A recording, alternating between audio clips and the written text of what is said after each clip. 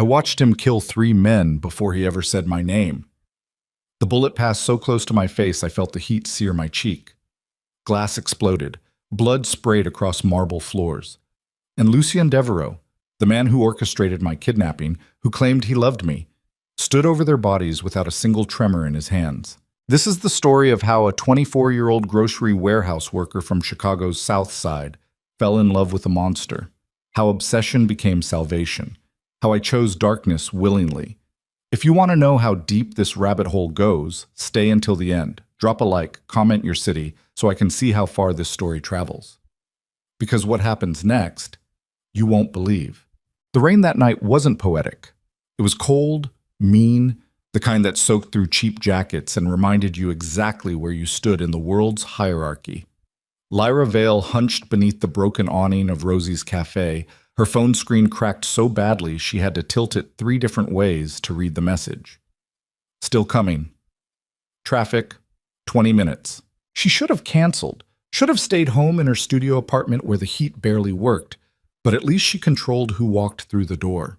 Instead, she was standing outside this sad little cafe on 47th Street because her coworker Mallory had set her up on a blind date with a really nice guy from her gym. And Lyra was too tired to keep saying no to everything. 24 years old, and she'd already perfected the art of disappearing.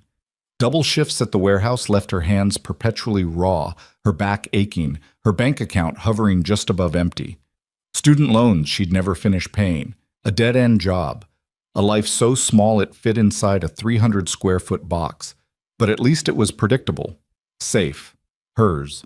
The cafe door chimed when she finally pushed inside. The warmth hit her face, smelling like burnt coffee and grease. 3 people scattered across the booths. An elderly man reading yesterday's newspaper, a woman with a laptop and expensive headphones, a kid in a hoodie picking at French fries. Normal. Boring. Exactly what she needed. Lyra chose a booth in the back corner, facing the door like her father taught her before he disappeared when she was 9. Always see who's coming. She ordered black coffee because it was cheapest, wrapped her hands around the chipped mug, and waited for a man she'd probably never see again after tonight. The clock above the counter ticked past 7:50 and 7:30. Her date wasn't coming. She knew that hollow feeling in her gut, the specific flavor of disappointment that tasted like every other time someone decided she wasn't worth the effort. Mallory would apologize tomorrow, say he got busy, offer to set her up with someone else.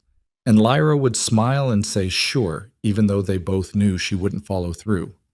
She was reaching for her coat when the door opened. The temperature in the room dropped. 3 men entered and the cafe stopped breathing. Not metaphorically. The elderly man's newspaper froze mid-turn. The woman's fingers hovered above her keyboard. The kid's fork hung suspended over his plate. Even the fluorescent light seemed to dim, like the building itself recognized predators when they walked in. The first 2 were muscle. Obvious security, bulked shoulders straining against tailored black suits, hands hovering near concealed weapons, eyes scanning the room with military precision.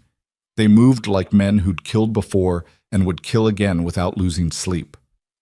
But the third man, Lucien Devereaux, walked like he owned the air everyone else was borrowing. Mid-20s, maybe. Tall and lean beneath a black wool coat that probably cost more than Lyra's yearly rent. Dark hair pushed back from a face too sharp to be pretty, too intense to be safe. Pale skin. Storm gray eyes that cut through the room like searchlights. He looked at the elderly man. The man grabbed his newspaper and left. He looked at the woman. She packed her laptop and walked out without a word. He looked at the kid. Gone. Then those eyes found Lyra, and everything inside her body locked down. She couldn't move, couldn't breathe, couldn't look away from the weight of that gaze pinning her to the booth like a butterfly under glass. Some primal part of her brain was screaming run, but her legs had stopped taking orders. Lucien crossed the cafe in 4 strides, sat down across from her, folded his hands on the table between them with terrifying calm.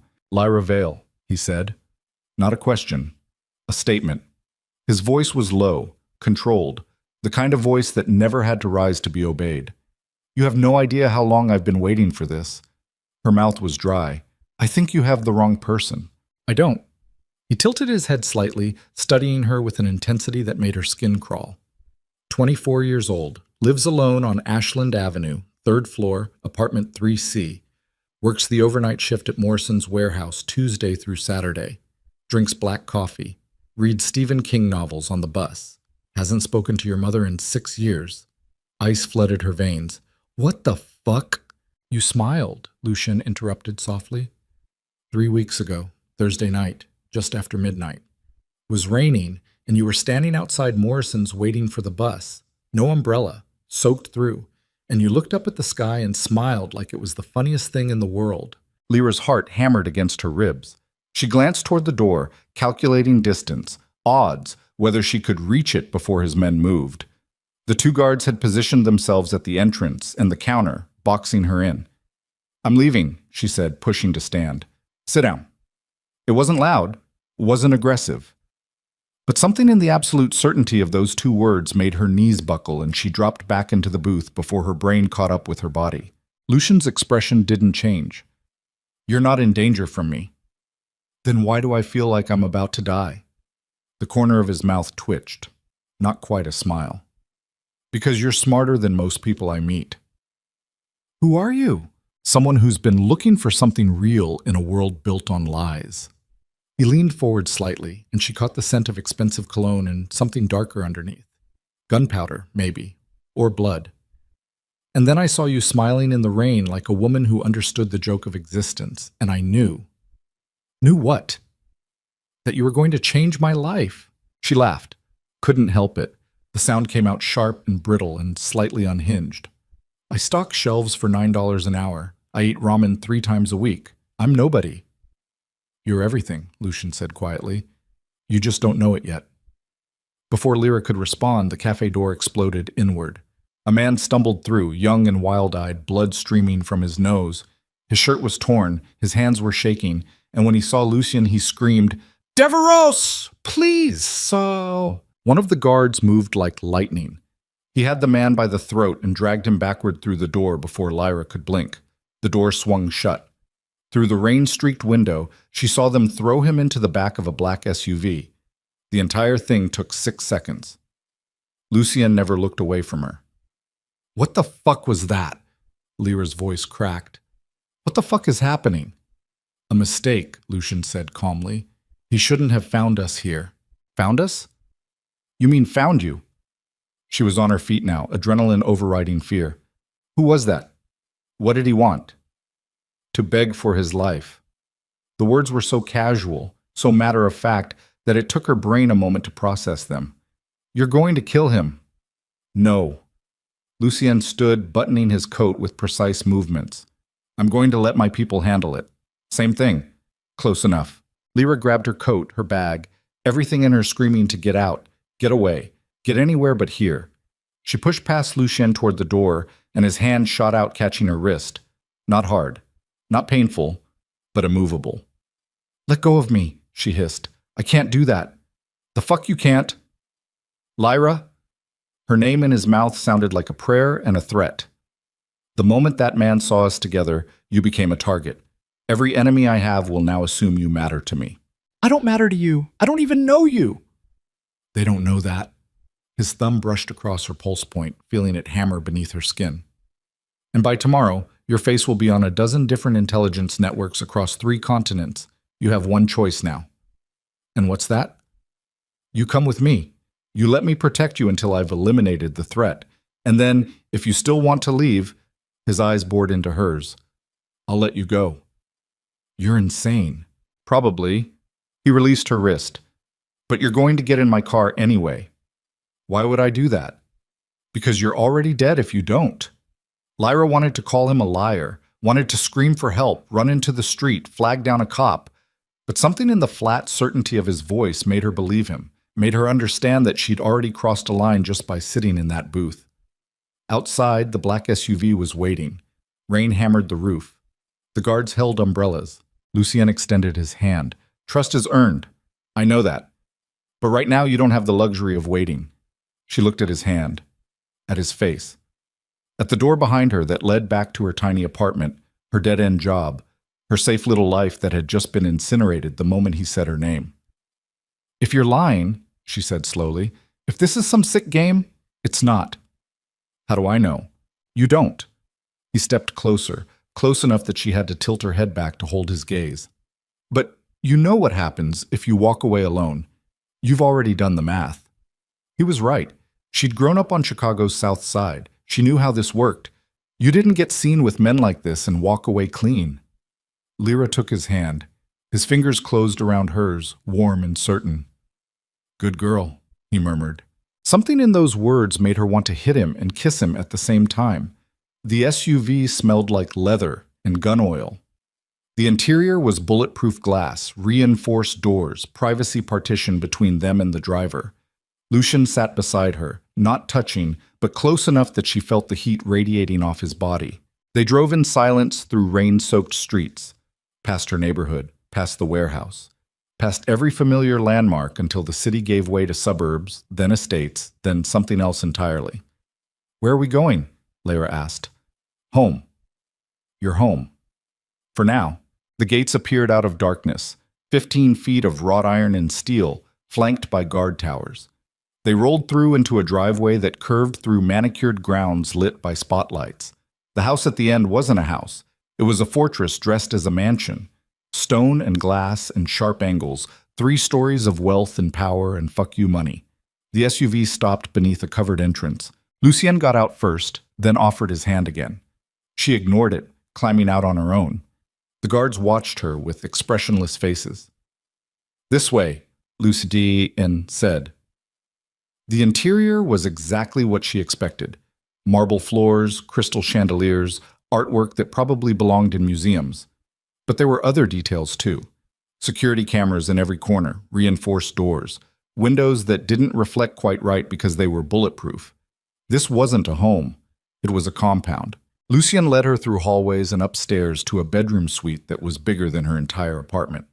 King bed, private bathroom, walk-in closet filled with clothes that looked suspiciously like her size. You planned this, she said quietly. I prepared for it. What's the difference? Intent. He moved to the door. You're safe here. My people will be outside. If you need anything, I need to leave. Lucien paused, his hand on the doorframe. When he looked back at her, something flickered behind those cold gray eyes, something almost human. I know you're scared, he said. I know this isn't what you wanted, but I made you a promise in that cafe, and I keep my promises. What promise? That you're not in danger from me. He stepped into the hallway. Get some sleep, Lyra. Tomorrow, I'll explain everything. The door closed. A lock clicked. She was alone. Lyra moved to the window, pressing her hands against the cold glass. The ground stretched out below, spotlights cutting through rain. She counted 6 guards patrolling. Probably more she couldn't see. Her phone was still in her pocket. She pulled it out, the cracked screen glowing weakly. No signal. Of course. They'd have jammers. She should be panicking, should be breaking down, should be crying. Instead, she felt weirdly calm, because somewhere beneath the fear, beneath the adrenaline, beneath every rational thought screaming that this was wrong, there was something else, something she didn't want to acknowledge. When Lucien had looked at her in that cafe, when he'd said she was going to change his life, she'd felt seen for the first time in years, not as the broke girl working dead-end jobs, not as the daughter her mother abandoned, not as the woman everyone overlooked, as someone who mattered, and that feeling was dangerous as fuck. She didn't sleep, couldn't. Every sound made her flinch, footsteps in the hallway, rain against glass, the low rumble of engines outside. She spent the hours scrolling through her phone's saved files, looking at photos from a life that already felt like it belonged to someone else. When dawn broke gray and cold, the door unlocked. A woman entered carrying a breakfast tray, older, sharp-featured, dressed in black tactical gear with a holstered weapon visible at her hip. She set the tray on the dresser without a word and left. Lyra stared at the food. Toast, eggs, fresh fruit, coffee that smelled expensive. Her stomach growled despite everything. She was eating when Lucien appeared in the doorway. Different clothes, dark jeans, black shirt, no coat. He looked younger in daylight, more human until you got to the eyes. Those were still predator sharp. Did you sleep? He asked. What do you think? I think you're tougher than you look. He stepped inside, closing the door behind him. I need to show you something. I'm not going anywhere with you. Yes, you are. Not aggressive, just certain. Because you want answers, and I'm the only one who can give them to you. He was right. She hated that he was right. Lucian led her down through the mansion to a room she hadn't seen. Windowless, climate-controlled, lined with monitors and screens. A command center. 3 people worked at stations, headsets on, fingers flying across keyboards. He pulled up a chair in front of the main screen. Sit. She did because her legs were shaking. Lucian tapped a keyboard. Images flooded the screen. Newspaper articles, police reports, surveillance photos. All of them focused on one thing, him. My name is Lucien Devereaux, he said quietly. I'm 26 years old. I control the largest private weapons trafficking network in North America. I have financial interests in 17 countries, political leverage over 43 elected officials, and law enforcement assets in every major city from Montreal to Mexico City. Lyra's mouth went dry. You're telling me you're a criminal. I'm telling you I'm an empire. He clicked to another screen. More photos, burnt buildings, body bags, crime scene tape. These are the people who tried to take what's mine in the last 5 years. None of them succeeded. Because you killed them. Because I protected what belongs to me. He turned to face her, and the weight of his attention was crushing. I inherited this at 15 when my mother was murdered by rivals. I didn't choose this life, Lyra.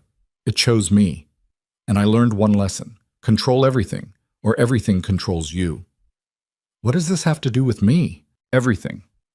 He pulled up a final image, grainy surveillance footage of her standing outside Morrison's warehouse, looking up at the rain, smiling. I saw you 3 weeks ago.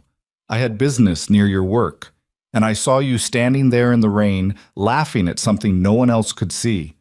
And for the first time in 11 years, I felt something other than anger. Her throat tightened. Obsession isn't love. I never said it was love. His voice dropped. I said you were going to change my life. And the moment I decided that, you became the most valuable target my enemies have. Then let me go. Tell them you made a mistake. It's too late for that. He leaned closer, and she smelled gunpowder again. The man who came into that cafe last night, he's dead.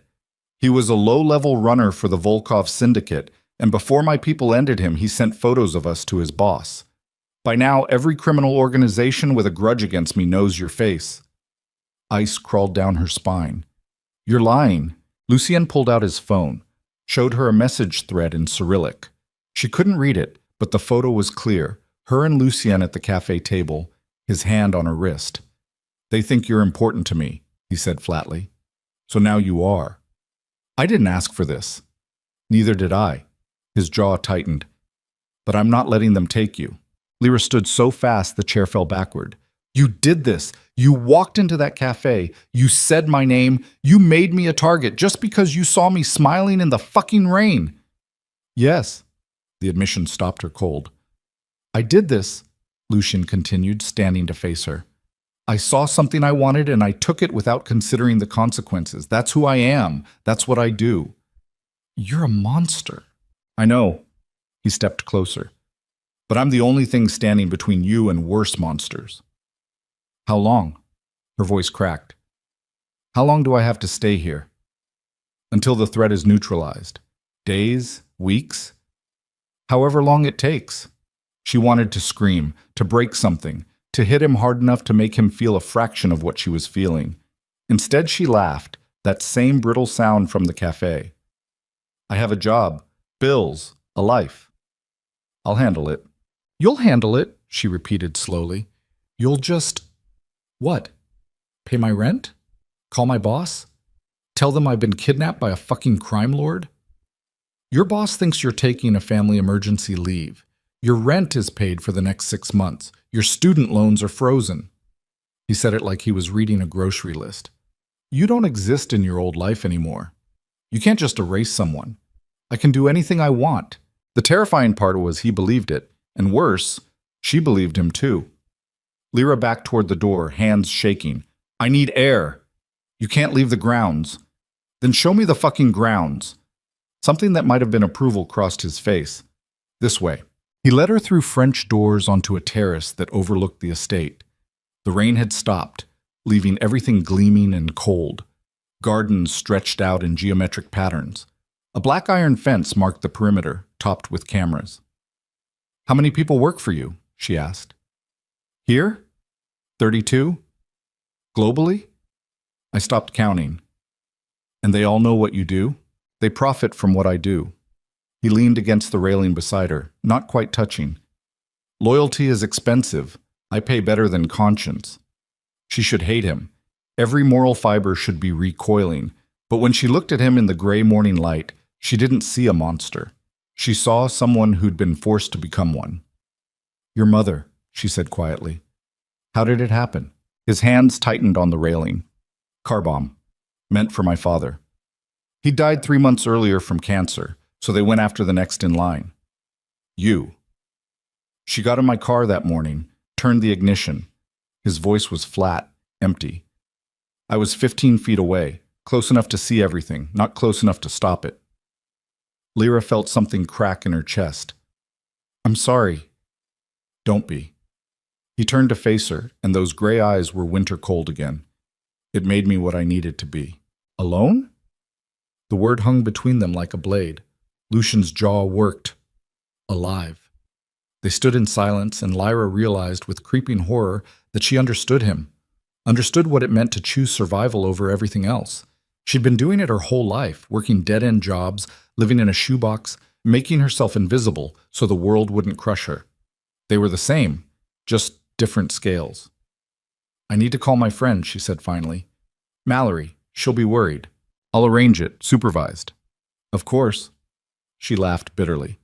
Prisoner with phone privileges. Guest with complications. "Fuck you." His mouth curved slightly. "You keep saying that like it'll change something." "Maybe it will." "It won't." He pushed off the railing. "But I like that you try." He started to walk away, and before she could stop herself, she called out, "Why me?" Lucian paused, looked back, and for just a moment the mask cracked, and she saw something raw underneath. "Because you smiled like you'd already lost everything and decided it was funny," he said quietly. "And I've never wanted anything more than to be someone who could make you smile like that again." Then he was gone, and Lyra was alone on the terrace, with her heart hammering and her mind screaming, and the terrible realization settling in her bones. She was starting to understand him. And understanding was the first step towards something far more dangerous. The first 3 days passed like fever dreams. Lyra woke up in silk sheets that cost more than her monthly rent, ate food prepared by chefs whose names she'd never learn, and walked through hallways patrolled by men who'd kill her without hesitation if Lucian gave the order. The routine should have numbed her. Instead, every hour sharpened the edges of her awareness until she felt like she was breathing ground glass. She saw Lucian in fragments, passing in hallways, always surrounded by people speaking in rapid-fire sentences about shipments and payments and names that meant nothing to her. Sitting in his office, visible through glass walls, phone pressed to his ear, face carved from stone. Standing on the terrace at 2 a.m, smoking cigarettes she didn't know he used, staring at something she couldn't see. He'd given her freedom within the cage. She could go anywhere on the grounds, use the library, the gym, the pool. But the invisible leash never loosened. Guards followed at a distance. Cameras tracked her movements, and every night she heard the lock click on her bedroom door. On the 4th morning, she broke. The woman who brought breakfast, her name was Irina, one of Lucien's security team, found Lyra sitting on the bathroom floor, knees pulled to her chest, breathing too fast. "I need to leave," Lyra gasped. I can't." Irina crouched down, surprisingly gentle for someone who carried 3 weapons. "Breathe slower, count." "I don't want to count. I want to go home." "There is no home." Irina's accent was thick, Eastern European. "Not anymore. You understand this, yes?" "No, I don't understand any of this." Lyra's vision blurred. "I don't understand why he's doing this, why he won't just let me disappear." "Because he saw something in you." Irina stood, offered her hand, and Lucien never lets go of things he wants. "That's not love, that's ownership." "Maybe." Irina pulled her to her feet. "But it keeps you alive." Lyra washed her face, changed clothes, and went looking for him. She found Lucien in his office, 3 men in expensive suits arranged around his desk like pieces on a chessboard. They went silent when she appeared in the doorway. Lucien's eyes cut to her, sharp and assessing. "Give us the room," he said without looking at the others. They filed out. One of them, older, silver-haired, radiating authority, paused beside Lyra. "You're braver than you look, girl." "Or stupider," she muttered. He laughed. "With him? Same thing." Then they were alone, and the silence pressed down like a physical weight. Lucien stood behind his desk, hands flat on the surface, watching her with that unnerving intensity that made her feel X-rayed. "You shouldn't be in this part of the house," he said. "Where should I be? My luxury prison cell?" "Your room isn't a cell. It has a lock. For your protection." "From who?" She stepped inside, closing the door behind her. "Your enemies or you?" Something flickered across his face. "Both." The honesty startled her. She crossed to the desk, keeping it between them like a barricade. Up close, she could see the exhaustion carved into his features, shadows under his eyes, tension in his jaw, a cut on his knuckle that looked fresh. "You're bleeding," she said. Lucien glanced at his hand like he'd forgotten it existed. "It's nothing. When did you sleep last? Why do you care?" "I don't." The lie tasted bitter. "But you're not much use as a protector if you collapse." His mouth curved slightly. "Worried about me, Lyra? Worried about being stuck here if you die. Honest. I like that." He moved around the desk, closing the distance between them, and she forced herself not to step back. "What do you need?" "Answers." "I've given you answers." "You've given me pieces." Her hands curled into fists at her sides. "You said I'm a target. Fine. Who specifically wants to kill me? How long until they stop? What's your plan besides keeping me locked up like some fucking fairy tale princess?" "The Volkov Syndicate." His voice was flat, clinical. "Russian-born, now operating primarily out of New York and Chicago. They've been trying to move into my territory for 18 months. I've blocked them at every turn. They want leverage." "Me? You. So give them something else. Money, territory, whatever they want." Lucien's eyes went cold. "I don't negotiate." "Then you're going to get me killed." "No one is going to touch you." He said it with absolute certainty, like he could bend reality through will alone. "I've already sent word through channels. Anyone who comes near you answers to me." "That's not a plan. That's a threat." "It's the only language they understand." Lyra laughed, sharp and ugly. "You're insane. You've painted a target on my back, and your solution is to dare them to pull the trigger. My solution is to make them too afraid to try. And if they're not afraid, then I'll kill every single person they've ever loved until they are." The words should have horrified her, should have sent her running.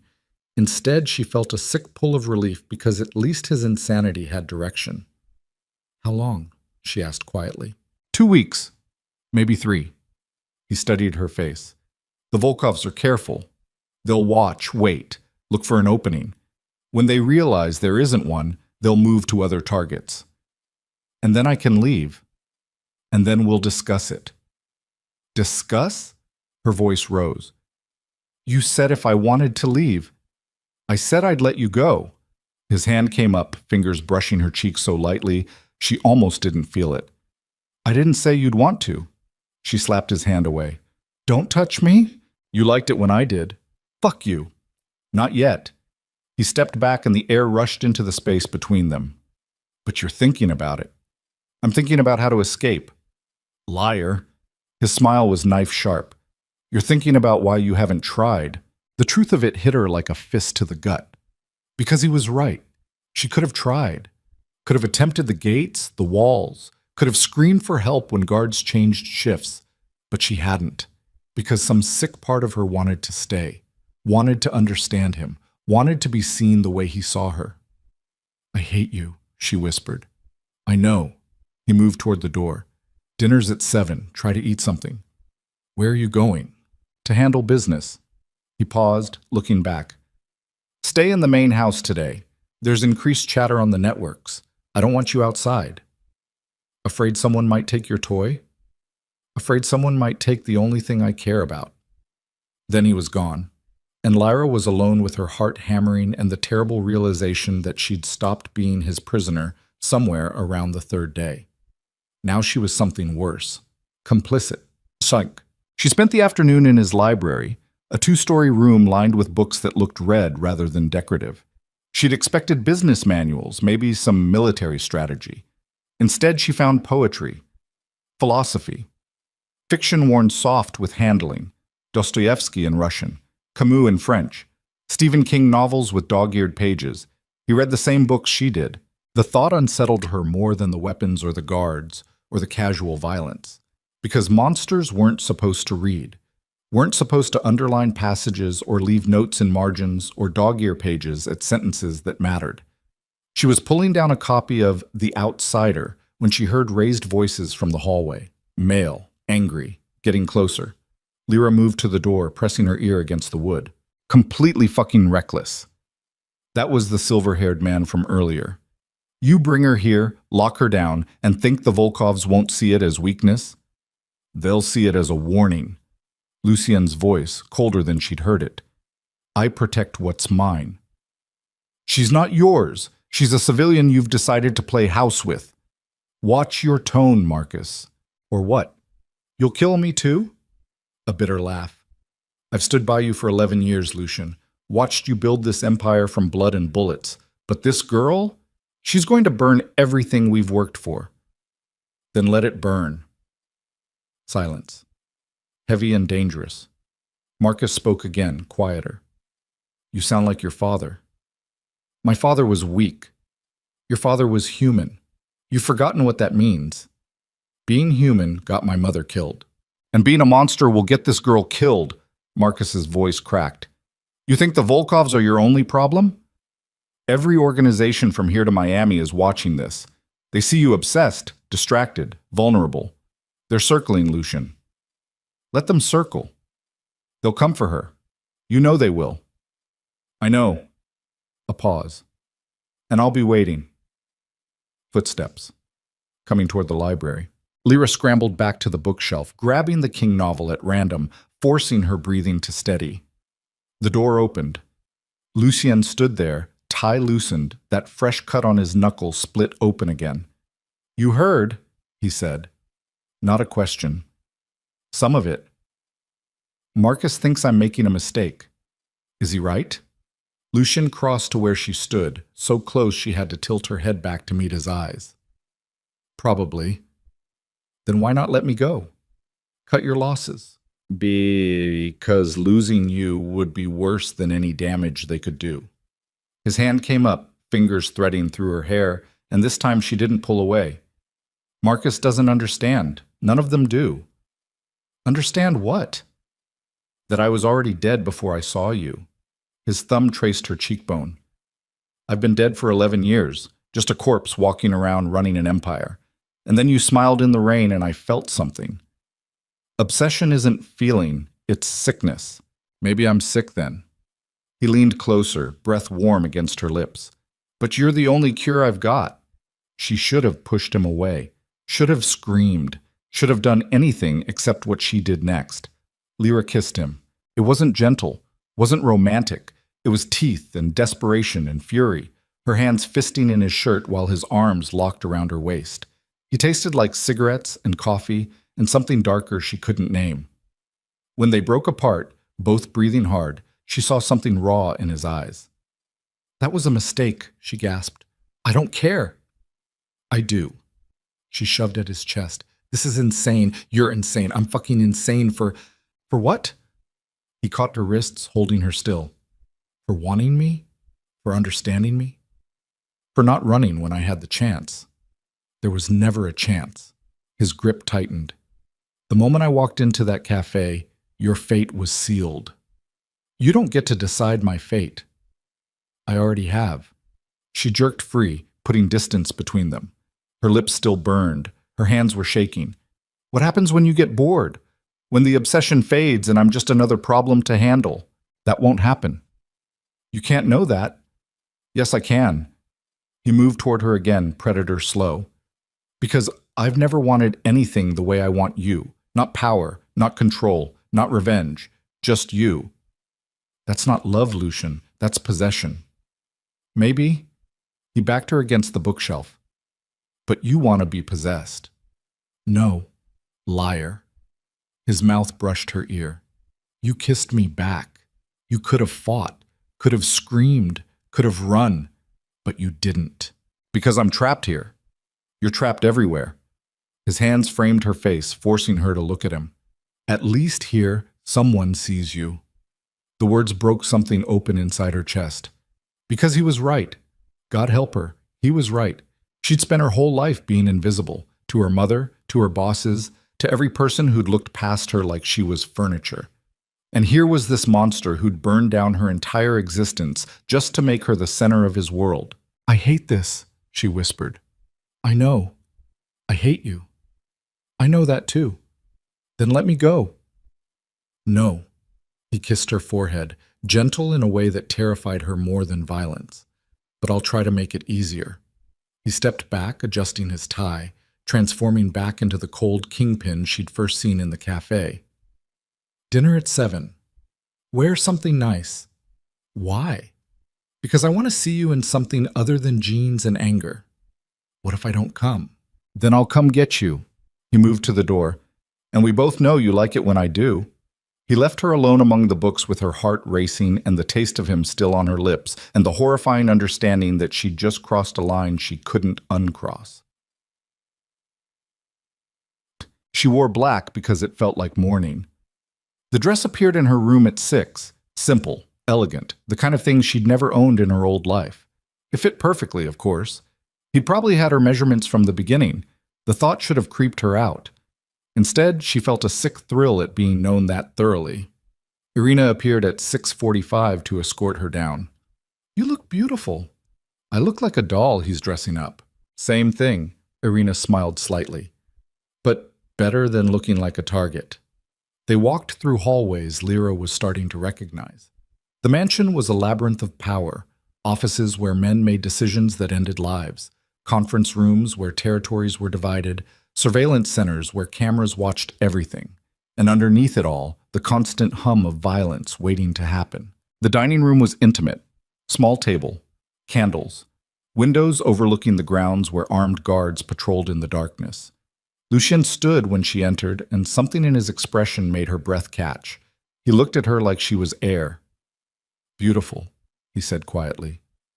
Don't what? Don't look at me like that? She sat down before her legs gave out. Like I'm something precious. You are. I'm a hostage playing dress-up. You're the woman who kissed me this afternoon and hasn't stopped thinking about it since. He poured wine into her glass. We're the same, Lyra. Stop pretending we're not. The food came in courses prepared by people she didn't see. Each dish was perfect, and she tasted none of it. The conversation flowed around them, small talk that felt surreal given the circumstances. He asked about her childhood. She answered in fragments, revealing more than she intended. He told her about growing up in this world, being groomed for violence before he understood what violence meant. Did you ever try to leave? She asked. Once. I was 17. He stared at his wine. Made it as far as the airport before Marcus found me. What did he do? Reminded me what happens to the people I care about when I'm not there to protect them. His jaw tightened. Showed me photos of my sister. She was 12, taken by rival organizations watching the house. Surveillance reports, threat assessments, all the ways they'd use her to get to me if I disappeared. You have a sister? Had. The word was flat. She died 6 years ago. Car accident. Or that's what the police report said. But you don't believe that. I believe she wanted out as badly as I did. He set down his glass. And I believe someone made sure she got her wish permanently. Lyra's throat tightened. I'm sorry. Don't be. It taught me the only lesson that matters. You can't escape this life. You can only control how much it takes from you. That's a horrible way to live. It's the only way I know. They finished eating in silence. When the plates were cleared, Lucien stood and offered his hand. Dance with me. There's no music. He pulled out his phone, tapped the screen. Piano drifted through hidden speakers, something classical and melancholy. Now there is. She should have refused. Should have gone back to her room. Should have done anything except take his hand and let him pull her close in the middle of that dining room while guards watched through windows and the whole world waited to swallow them both. But she was tired of running from things that felt real. His hand settled at the small of her back. Hers rested on his shoulder. They moved slowly, barely dancing, mostly just swaying in place.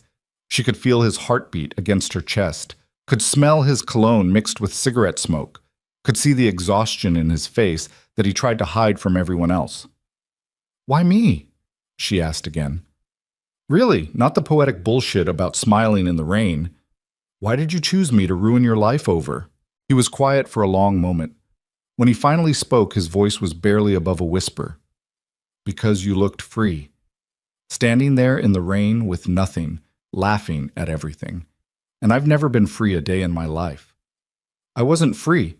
I was broke and tired and one missed paycheck from homeless. But you were yours." His hand tightened on her waist. "No one owned you. No one controlled you. You belonged entirely to yourself. And I wanted that so badly I could taste it. So you took it from me." "Yes." No apology, no excuse, just admission. "I saw something I couldn't have, and I broke the rules to get it. That's who I am." "A monster." "You're monster." He pulled back enough to meet her eyes. "If you'll have me." The question hung between them like a blade, because that's what he was offering. Not freedom, not safety, just choice. The choice to walk into darkness willingly, knowing exactly what waited there. Lyra should have said no, should have demanded he let her leave, should have been smart enough to understand that men like him didn't change, didn't soften, didn't become anything other than what violence had made them. But she was tired of being invisible, tired of surviving instead of living, tired of pretending she didn't understand exactly what he meant when he said he'd never been free. "I don't know," she whispered. "That's not a no. It's not a yes either." "It's enough." He kissed her forehead. "For now."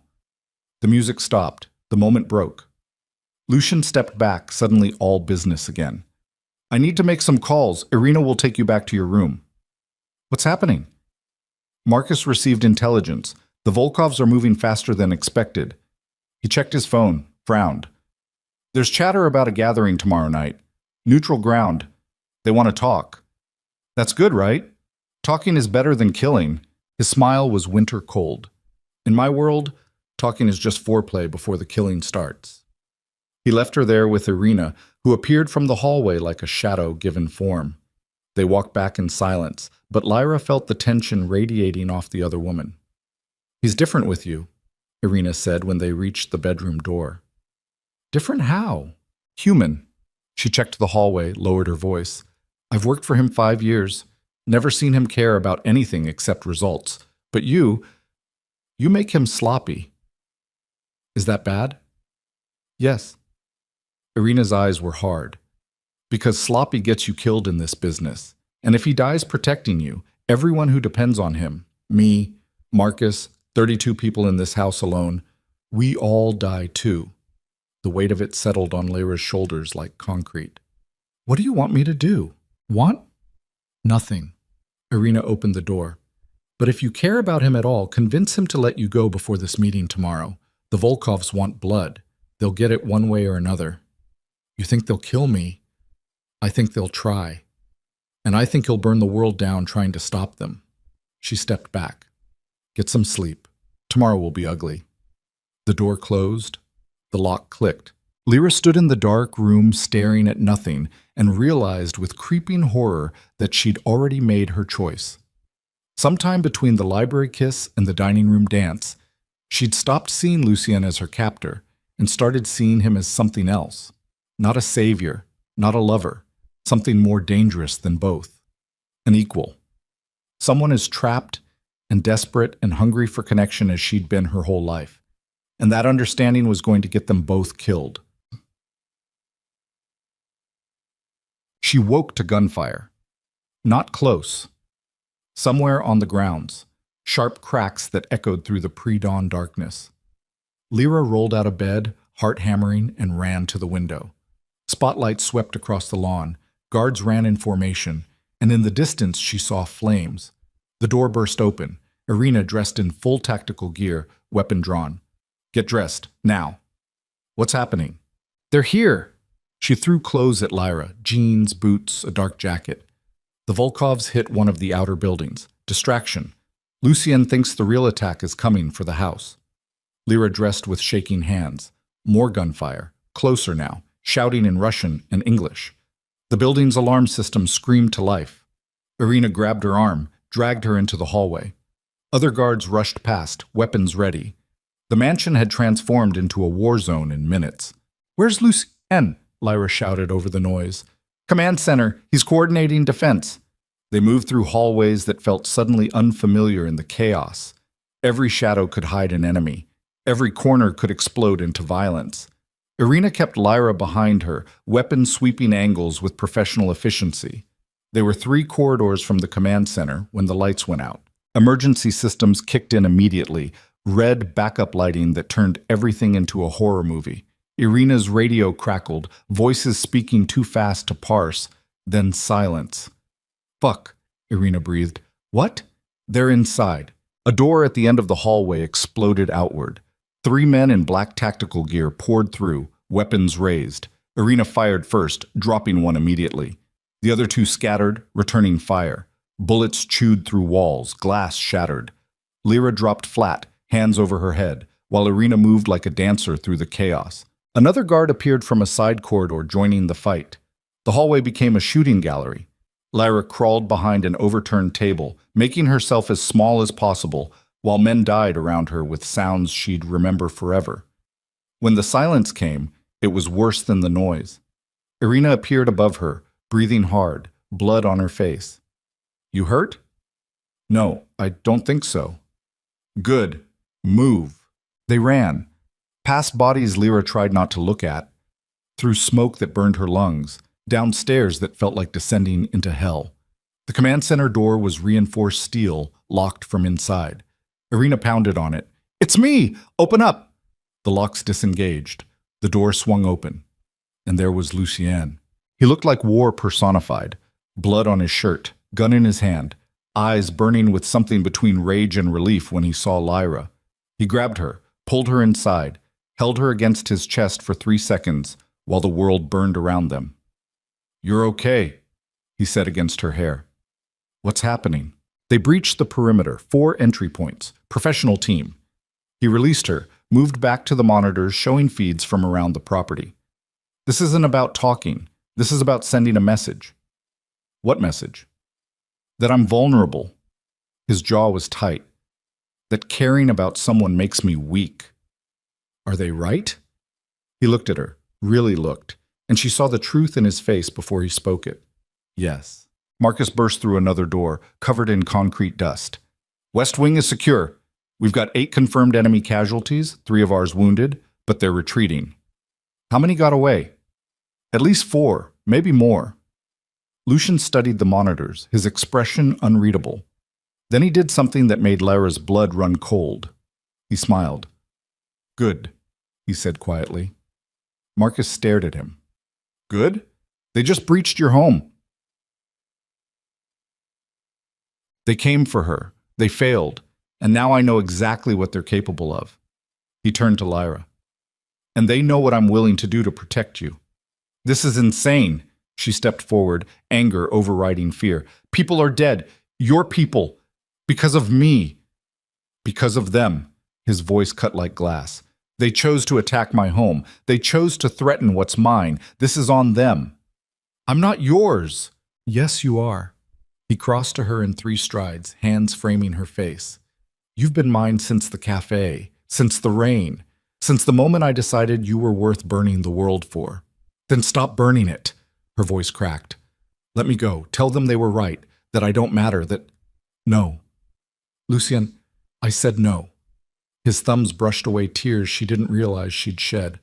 You're not leaving. Not now. Not ever. Not while I'm still breathing. Then you're going to get us both killed. Probably. He kissed her, hard and possessive and desperate. But we'll die together. Marcus cleared his throat. We have a bigger problem. Lucian didn't release her. What? During the attack, they grabbed someone. One of the kitchen staff. Young kid, Worked here 3 months. And? And before we could stop them, they got him off the property. Marcus pulled up a photo on his phone. A scared-looking boy, maybe 19. They left a message. They want to meet. Tomorrow night. Neutral ground. You and the girl or the kid dies. Silence fell like a hammer. Lyra felt Lucian's arms tighten around her, felt the rage vibrating through his body, felt the terrible choice settling into the space between them. It's a trap, Marcus said flatly. Obviously. They'll kill you both. Probably. So we don't go. We write off the kid. Find another way. No. Lyra pulled back, looking at Lucian. We can't let him die because of me. He knew the risks working here. He's 19, and you're mine. His eyes were winter cold. I'm not trading you for anyone. Then you're the monster everyone says you are. The words hit like bullets. She watched something crack in his expression, watched him calculate costs and consequences, watched him choose between the man he was and the man he wanted to be. Finally, he spoke. Set up the meeting tomorrow night, but we do it my way. Lucien, Marcus started. My way. He released Lyra, moved to the monitors. They want a trap? I'll give them a fucking masterpiece. He started issuing orders, and the room exploded into activity. But Lyra stood frozen, understanding with perfect clarity what had just happened. She'd pushed him toward humanity, and humanity was going to get them killed. The sun rose over the estate, lighting up damage that looked like a war zone. Bullet holes. Burn marks. Blood being hosed off stone paths. Lyra watched from the window of Lucian's office while he made calls in 3 different languages, coordinating response and revenge in equal measure. When he finally stopped, the silence was deafening. You should eat something, he said without looking at her. I'm not hungry. Eat anyway, you'll need your strength. For what? The ambush? For surviving it. He turned to face her, and she saw exhaustion carved into every line of his face. I won't let them take you. You can't promise that. Watch me. She crossed to where he stood, reached up, touched the bruise forming on his jaw. What if Marcus is right? What if this is all a mistake? Then it's my mistake to make. No. Her hand dropped. It's mine too now. His eyes searched her face. You're staying. Not a question, an understanding. I'm staying, she confirmed, but not because I'm trapped. Not because I don't have a choice. She took a breath. Because I choose this. I choose you. Whatever that makes me. Mine, he said simply. Yours, she agreed.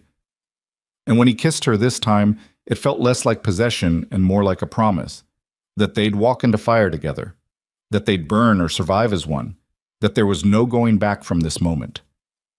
Outside, the Empire waited. Inside, 2 broken people found something neither believed existed. Someone worth dying for. And that terrified them more than any bullet ever could. 22 hours until the meeting, and Lucien was building a war. Lyra watched from the corner of the command center as he transformed the chaos of the previous night into cold strategy.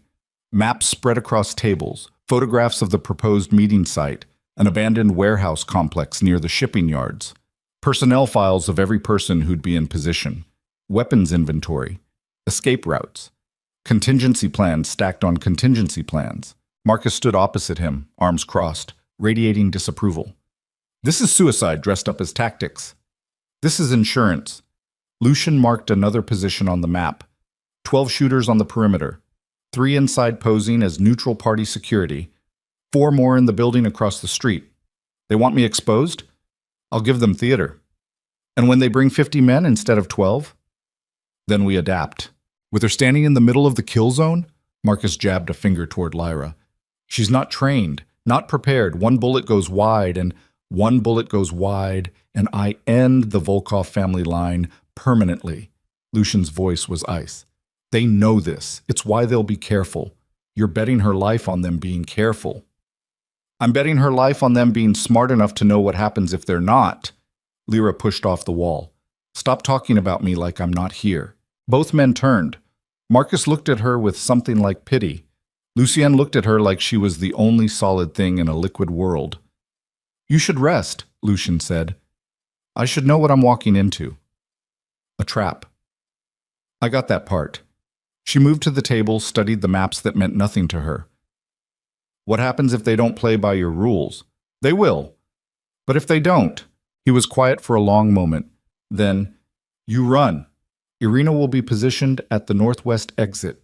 She'll get you out. And you? I'll buy you time. The words were so calm, so matter-of-fact, that it took her brain a second to process what he was actually saying. You mean you'll die? If necessary. No. The word came out sharp. No, that's not the plan. That's always been the plan. He looked at her with those winter gray eyes. From the moment I sat down across from you in that cafe, I knew it might come to this. I chose it anyway. Romantic, Marcus muttered. Get yourself killed for a woman you've known 2 weeks. 11 days, Lucian corrected. But yes. Lyra felt something crack inside her chest. I'm not worth dying for. That's not your decision to make. The fuck it's not. You don't get to sacrifice yourself and call it love. I'm not calling it love. He rounded the table, closing the distance between them. I'm calling it the only thing that's mattered to me in 11 years. I'm calling it the reason I get up in the morning. I'm calling it the difference between existing and living. That's obsession. Yes. No denial, no shame. And I'd rather die obsessed than live empty. She wanted to hit him, wanted to scream, wanted to shake him until he understood that martyrdom wasn't romance. It was just another kind of control. Instead, she turned to Marcus. Talk him out of this. Marcus laughed, bitter and tired. You think I haven't tried? I've been trying to talk sense into him since he was 15. He doesn't listen to reason. He listens to instinct. And his instinct says you're worth burning for. Then his instinct is going to get him killed. Probably. Marcus picked up his jacket. I'll finalize positions. We move out at 2100 tomorrow. He left, and suddenly the room felt too small. Too quiet. Too full of things neither of them knew how to say. Lucienne broke first. You're angry. I'm terrified. Of dying? Of you dying. She pressed her palms against the table, needing something solid. Of watching it happen and knowing it's because of me. It's because of them. Don't. She spun to face him. Don't pretend this is just business. You could hand me over. Could tell them it was a mistake, that I mean nothing, that you mean everything. He crossed to her, hands settling on her shoulders. And if I give you up, I become something worse than dead. I become the man my father was, weak, compromising, letting fear make decisions instead of will. Your father kept you alive. My father got my mother killed. His grip tightened. By being predictable. By negotiating when he should have attacked. By trying to be reasonable with people who only understand violence. So you'll die unreasonable? I'll die free. He pulled her closer, close enough that she felt his breath against her forehead. And you'll live. That's all that matters. She wanted to argue. Wanted to make him see that living without him wasn't living at all anymore. That somewhere in the past 11 days she'd stopped being able to imagine a future where he didn't exist in it. But the words stuck in her throat, sharp and useless. Instead, she kissed him, desperate and furious and terrified, pouring everything she couldn't say into the press of her mouth against his. He responded immediately, arms locking around her waist, lifting her onto the table, scattering maps and photographs. His hands were in her hair, her legs wrapped around his hips, and for a few minutes the world narrowed to just this. Skin and heat, and the taste of cigarettes and coffee, and something that felt almost like hope. When they broke apart, both breathing hard, Lyra pressed her forehead against his. Promise me something. Anything. Promise me you'll try to survive. I promise I'll do everything in my power to come back to you. That's not the same thing. It's all I've got. She laughed, sharp and broken. We're so fucked. Completely. He kissed her again, softer this time. But we're fucked together. Romantic. I try. They stayed like that for a long time, wrapped around each other among the war plans, and Lyra tried to memorize every detail. The way his heartbeat felt against her chest, the calluses on his fingers, the small scar above his left eyebrow, all the tiny pieces of him she might never get to touch again. When they finally pulled apart, reality crashed back in. Tomorrow night, they'd walk into fire. and only one of them might walk out. The day passed in slow motion and too fast at the same time. Lyra spent the morning with Irina, learning basic exit strategies and how to move in a tactical situation. The afternoon disappeared into nervous energy, pacing, showering, trying to eat food that tasted like cardboard. At 7 p.m., Irina appeared with clothes: black jeans, dark jacket, boots made for running, tactical gear disguised as civilian clothing. "Put these on," Irina said. "We leave in 90 minutes. Lyra changed with shaking hands. When she emerged, Irina was checking weapons with the efficiency of someone who'd done it 1,000 times. "You scared?" Lyra asked. Terrified. Irina slid a magazine into place. "But I'm good at my job, and my job tonight is keeping you alive." "Why? You barely know me." "Because Lucien needs you." She looked up, and her eyes were softer than Lyra had ever seen them. "In 5 years, I've watched him turn into something barely human. Just walking violence and control. Then you happened, and for the first time, he looked like a person again. That's a lot of pressure. You chose it when you stayed." "I know." Irina holstered her weapon. "If things go bad tonight, and they probably will, you do exactly what I say. No hesitation, no arguments.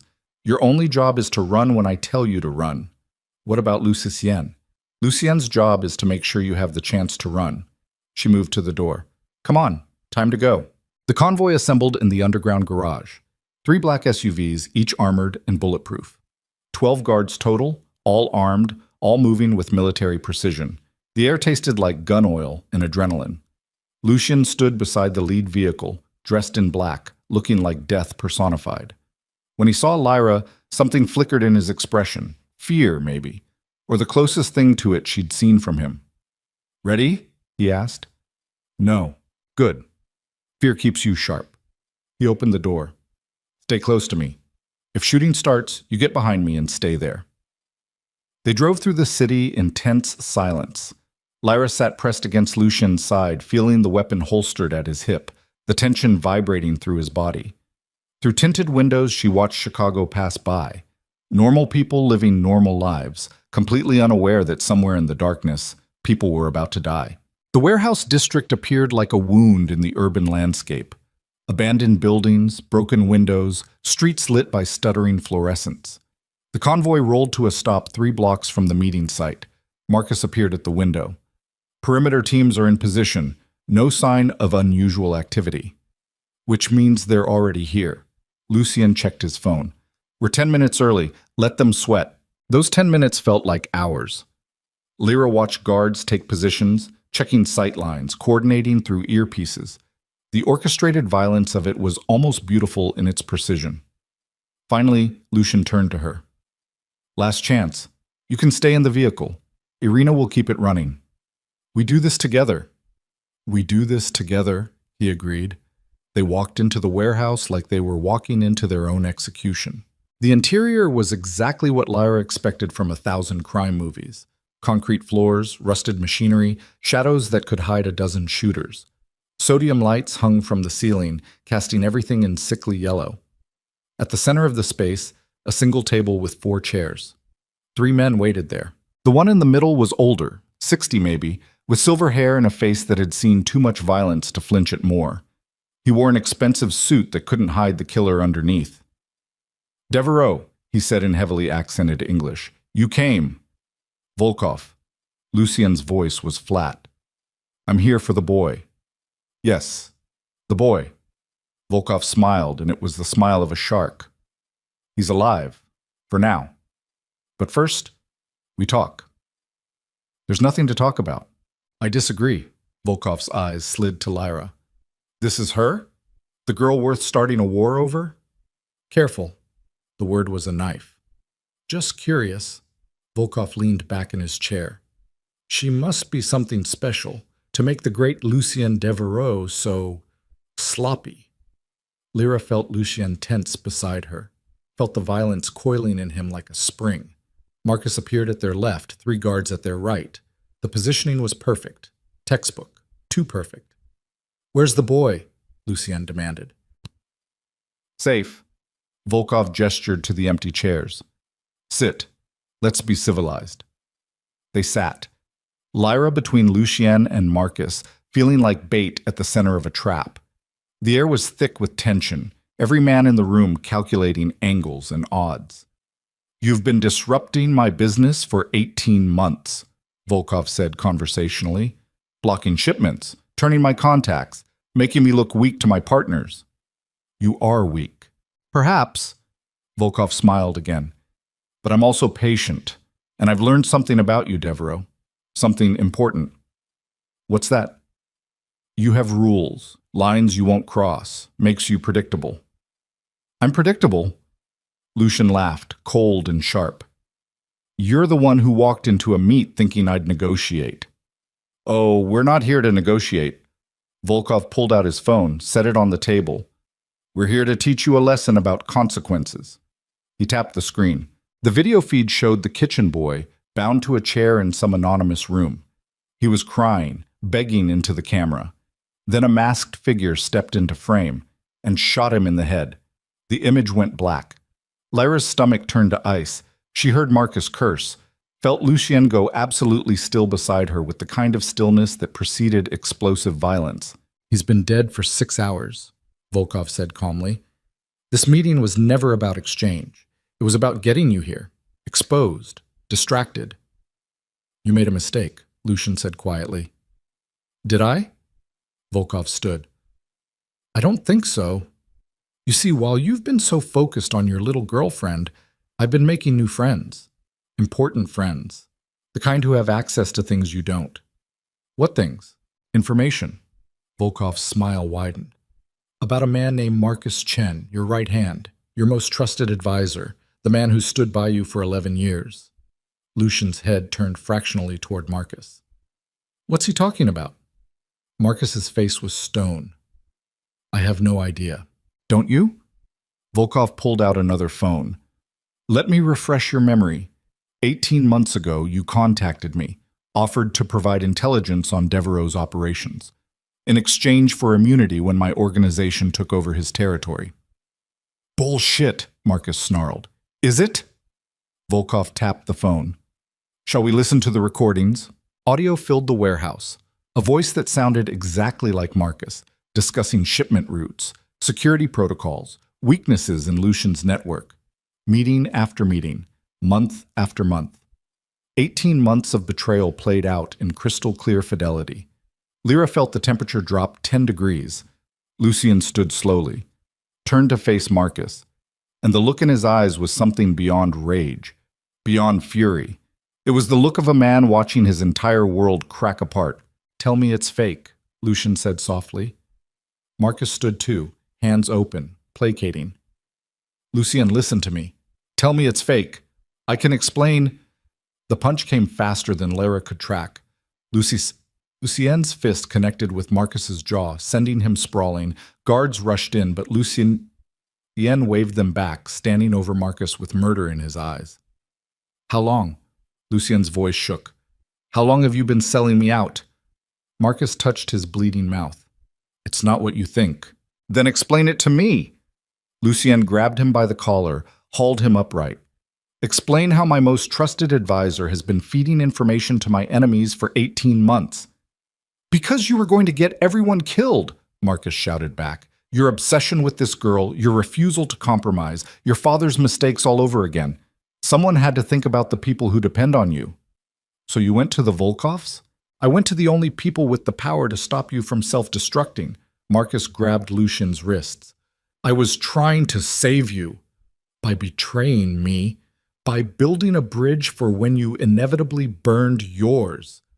Lucien released him like he was contaminated, stepped back, and Lyra watched something die in his face. The last piece of humanity that had survived the violence and blood and 11 years of control. "You're going to kill me now," Marcus said quietly. "I know that. But before you do, know that I did it because I loved you, because I watched you turn into your father, and I couldn't let you make his mistakes. My father was weak. Your father was human." Marcus straightened, ready to die. "And so were you, until tonight." The gun appeared in Lucien's hand like magic. 1 second, nothing. The next, a weapon leveled at Marcus's head. The warehouse went silent. Even the Volkovs watched, fascinated by the theater of betrayal. Lyra saw Lucian's finger tighten on the trigger, saw the absolute certainty in Marcus's face that he was about to die, saw the moment Lucian chose between justice and mercy. The gunshot was deafening, but it wasn't aimed at Marcus. Lucian spun and fired 3 shots at Volkov, who dropped behind the table. His guards returned fire immediately. The warehouse exploded into chaos. Muzzle flashes lit the darkness. Concrete dust filled the air. Bodies dropped. Someone grabbed Lyra, Irina, appearing from nowhere, dragging her toward the exit. She fought, screaming Lucien's name, but Irina was stronger and trained and not about to let her die for sentiment. "Move!" Irina shouted. They ran through smoke and gunfire. Behind them, Lyra heard Lucian barking orders, coordinating response even in the middle of hell.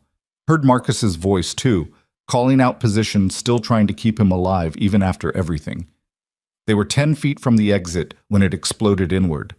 The blast threw Lyra backward. Her ears rang. Her vision blurred. Through the smoke, she saw figures in tactical gear pouring through the breach. Not Volkov's men. Someone else. Reinforcements. Irina tried to drag her up, but blood poured from a gash on her forehead. "Run!" she gasped.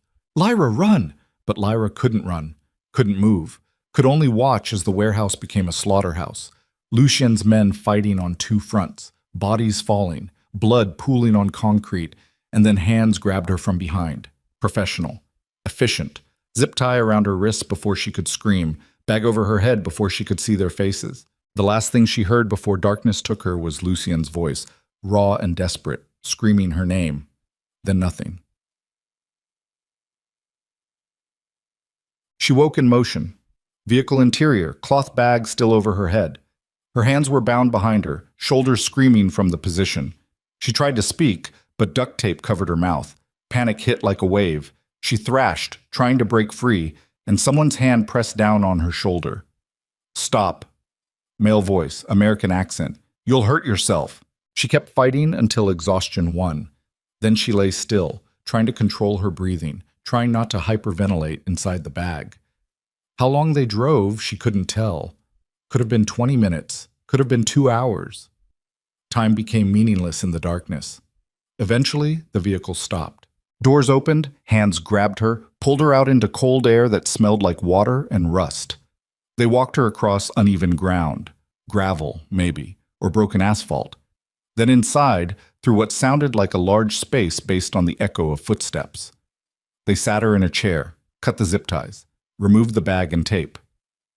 Lyra blinked against fluorescent lights, vision adjusting slowly. She was in another warehouse, different from the meeting site, but equally abandoned. Water damage on the walls, broken windows showing night sky. And standing in front of her, very much alive, was Volkov. "Welcome," he said pleasantly. "I apologize for the dramatics, but you understand we couldn't risk Devereaux following immediately." "Where am I?" Her voice was raw. "Safe." He pulled up a chair, sat down across from her. "For now. Whether you stay safe depends entirely on you. If you're going to kill me, just do it." "Kill you?" He laughed. "My dear, you're far too valuable to kill. You're the key to everything." "I'm nobody." "You're the woman Lucien Devereaux burned his empire for." Volkov leaned forward. "Do you know what that makes you? It makes you leverage. It makes you the one thing he can't think rationally about. It makes you my checkmate." Lyra's mind raced, trying to find angles, trying to think like Lucien would. "He won't negotiate. He will for you. You don't know him. I know him better than you think." Volkov pulled out his phone again, showed her surveillance photos. Lucien leaving the warehouse, covered in blood. Marcus beside him, equally bloodied, both alive. "Your boy survived. So did his traitor. They're quite the pair, working together even after betrayal." "What do you want?" "Simple. Lucien signs over 40% of his operations to my organization. His shipping routes, his political contacts, his weapons suppliers. In return, you live." "He'll never do it." "Then you die." Volkov said it so casually, like discussing weather. "And we start taking apart his empire piece by piece until nothing remains but a man who loved a woman too much to keep her safe. You're insane. I'm pragmatic." He stood, moved toward the door. You have until tomorrow morning. I suggest you pray he values your life more than his pride. I don't pray, Lyra said. Then hope. Volkov smiled. It's all you have left. He left, and 2 guards took position at the door. Lyra was alone in the chair, hands free, but trapped all the same, with nothing but silence and fear and the terrible understanding settling in her gut. Lucien would give them everything for her, would burn his empire to ash to buy her life, would become exactly what Marcus had feared, a man destroyed by love. Unless she did something he'd never expect, unless she saved herself.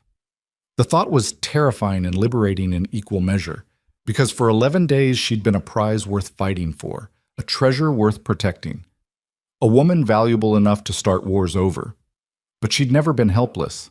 She'd survived 24 years on Chicago's South Side with nothing. She'd worked dead-end jobs and paid bills and kept herself alive through sheer stubborn will, and she sure as hell wasn't going to die because some crime lord decided she was leverage. Lyra looked at the guards, at the warehouse, at the broken windows showing night sky, and she started planning her own escape. Because loving a monster didn't mean becoming helpless. It meant learning to be monstrous too. The guards changed shifts every 4 hours. Lyra counted it in the rhythm of footsteps, in the pattern of voices exchanging brief words in Russian before one pair left and another arrived. She sat in that chair for what felt like days but was probably only 12 hours, watching shadows move across walls, memorizing every detail of her prison. The warehouse was old. Water damage meant structural weakness. The windows on the east side were broken, just jagged glass teeth pointing at the sky. 15 feet up, maybe less. The guards stood at the only door, but they were bored, complacent. They'd searched her once when she arrived, found nothing because she had nothing, and now they treated her like furniture. That was their first mistake. Around what she guessed was 3 in the morning, one of the guards left to piss. The other pulled out his phone, scrolling through something that lit his face in cold blue light. His weapon hung loose at his side. Lyra stood slowly, testing his attention. He glanced up, assessed her, decided she wasn't a threat, went back to his phone. She moved toward the corner where debris had piled up over years of abandonment. Broken pallets, rusted metal, and there, half buried in concrete dust, a piece of rebar about 18 inches long, heavy enough to do damage. Her hand closed around it. The guard's head came up. Sit down. Lyra turned, holding the rebar behind her back. I need to use the bathroom. Hold it. I can't. He sighed, irritated, and stood. Walked toward her with the casual confidence of a man who'd underestimated women his entire life. That was his second mistake. When he got close enough, Lyra swung. The rebar caught him across the temple with a sound like a baseball bat hitting meat. He dropped, not dead, but not getting up anytime soon. Blood pooled beneath his head. Lyra stood over him, breathing hard, the rebar slick in her hands. Every nerve in her body was screaming. Every instinct said to run. But the other guard would be back any second. She pressed herself against the wall beside the door. Waited. Footsteps approached. The door opened. The second guard stepped through, already speaking in Russian, probably asking his partner what he wanted for breakfast, or how much longer their shift was. He never finished the question. Lyra brought the rebar down on the back of his skull. He crumpled like his bones had turned to water. His weapon clattered across concrete. She grabbed it, some kind of automatic pistol, cold and heavier than she expected. Her hands were shaking so badly she almost dropped it. She'd never held a gun before. Didn't know how to check if it was loaded, how to turn off a safety, how to do anything except point and pull. But Lucien's men had carried weapons just like this, and muscle memory from watching them was going to have to be enough. The warehouse had multiple exits. She chose the one farthest from the main entrance, a loading dock with a roll-up door that was partially open. Outside, the air tasted like water and industrial chemicals. Lake Michigan was close. She could hear waves against pilings. The shipping district, south side, maybe 3 miles from Lucien's territory. Lyra ran, not gracefully, not tactically, just pure animal panic, feet pounding against broken asphalt, lungs burning, the stolen gun clutched against her chest. Behind her, she heard shouting. Someone had found the guards. She cut between buildings, through alleys that stank of piss and rot. Her boots splashed through puddles she didn't see. Twice she slipped, went down hard on her knees, scrambled up and kept running. A vehicle roared to life behind her. Headlights swept the alley. She dove behind a dumpster as the SUV roared past, then ran the opposite direction. Her sense of direction was gone. She was just moving, just trying to put distance between herself and them, just trying to survive until what? She didn't have a phone, didn't know where she was, didn't know how to contact Lucien or if he was even still alive. But she knew Chicago, knew the South Side, knew that if she could get to a main street, find people, find witnesses, the Volkovs couldn't just grab her in public. Probably. Maybe. She hoped. The alley opened onto a wider street. Streetlights. A 24-hour gas station on the corner with a clerk visible through bulletproof glass. Lyra stumbled toward it like a drowning woman toward shore. She was 10 feet from the door when the SUV cut her off. It happened so fast her brain couldn't process it. 1 second running, the next staring at black paint and tinted windows. Doors opened. Men got out. Lyra raised the gun. Her hands were shaking so badly she could barely keep it level. The men stopped, hands going to their own weapons. For a moment, everyone froze in that horrible tableau, her pointing a gun she didn't know how to use at trained killers who definitely did. "Easy," one of them said, American accent. Not Volkov's men. "Lyra Vale, we're here to help." "Bullshit. Lucien sent us." "Prove it." The man slowly reached into his jacket. Lyra's finger tightened on the trigger. He pulled out a phone, held it up so she could see the screen. A video call. Lucien's face filled the display. He looked like he'd been through a war, blood on his face, exhaustion carved into every line. But his eyes were alert, burning with that intensity she'd come to recognize. "Lyra," his voice cracked. "Baby, it's okay. They're mine. Lower the gun." "How do I know this is real?" "Because I'm asking you to trust me." He leaned closer to the camera. "And because if they wanted you dead, you'd already be dead." The truth of it hit her. These men had been following her for blocks, could have taken her down any time. Instead, they'd waited until she was cornered and scared and ready to shoot. Lyra lowered the gun. Her legs gave out. She hit the concrete hard, the weapon clattering away, and suddenly there were hands on her, gentle, careful, lifting her. Someone wrapped a jacket around her shoulders. Someone else was speaking into a radio, rapid-fire coordinates and medical assessments. The man with the phone crouched beside her. "We've got you. You're safe now." "Lucien is 3 minutes away. He's been tearing the city apart looking for you." 3 minutes felt like 3 hours. They got her into the SUV, one man driving, while another monitored her vitals like she was made of glass.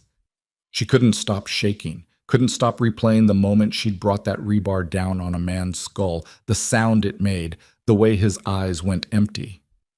"Did I kill them?" she asked. The man beside her glanced back at the warehouse district, now 6 blocks behind them. "The guards? Probably not. But you bought yourself time. That's what matters."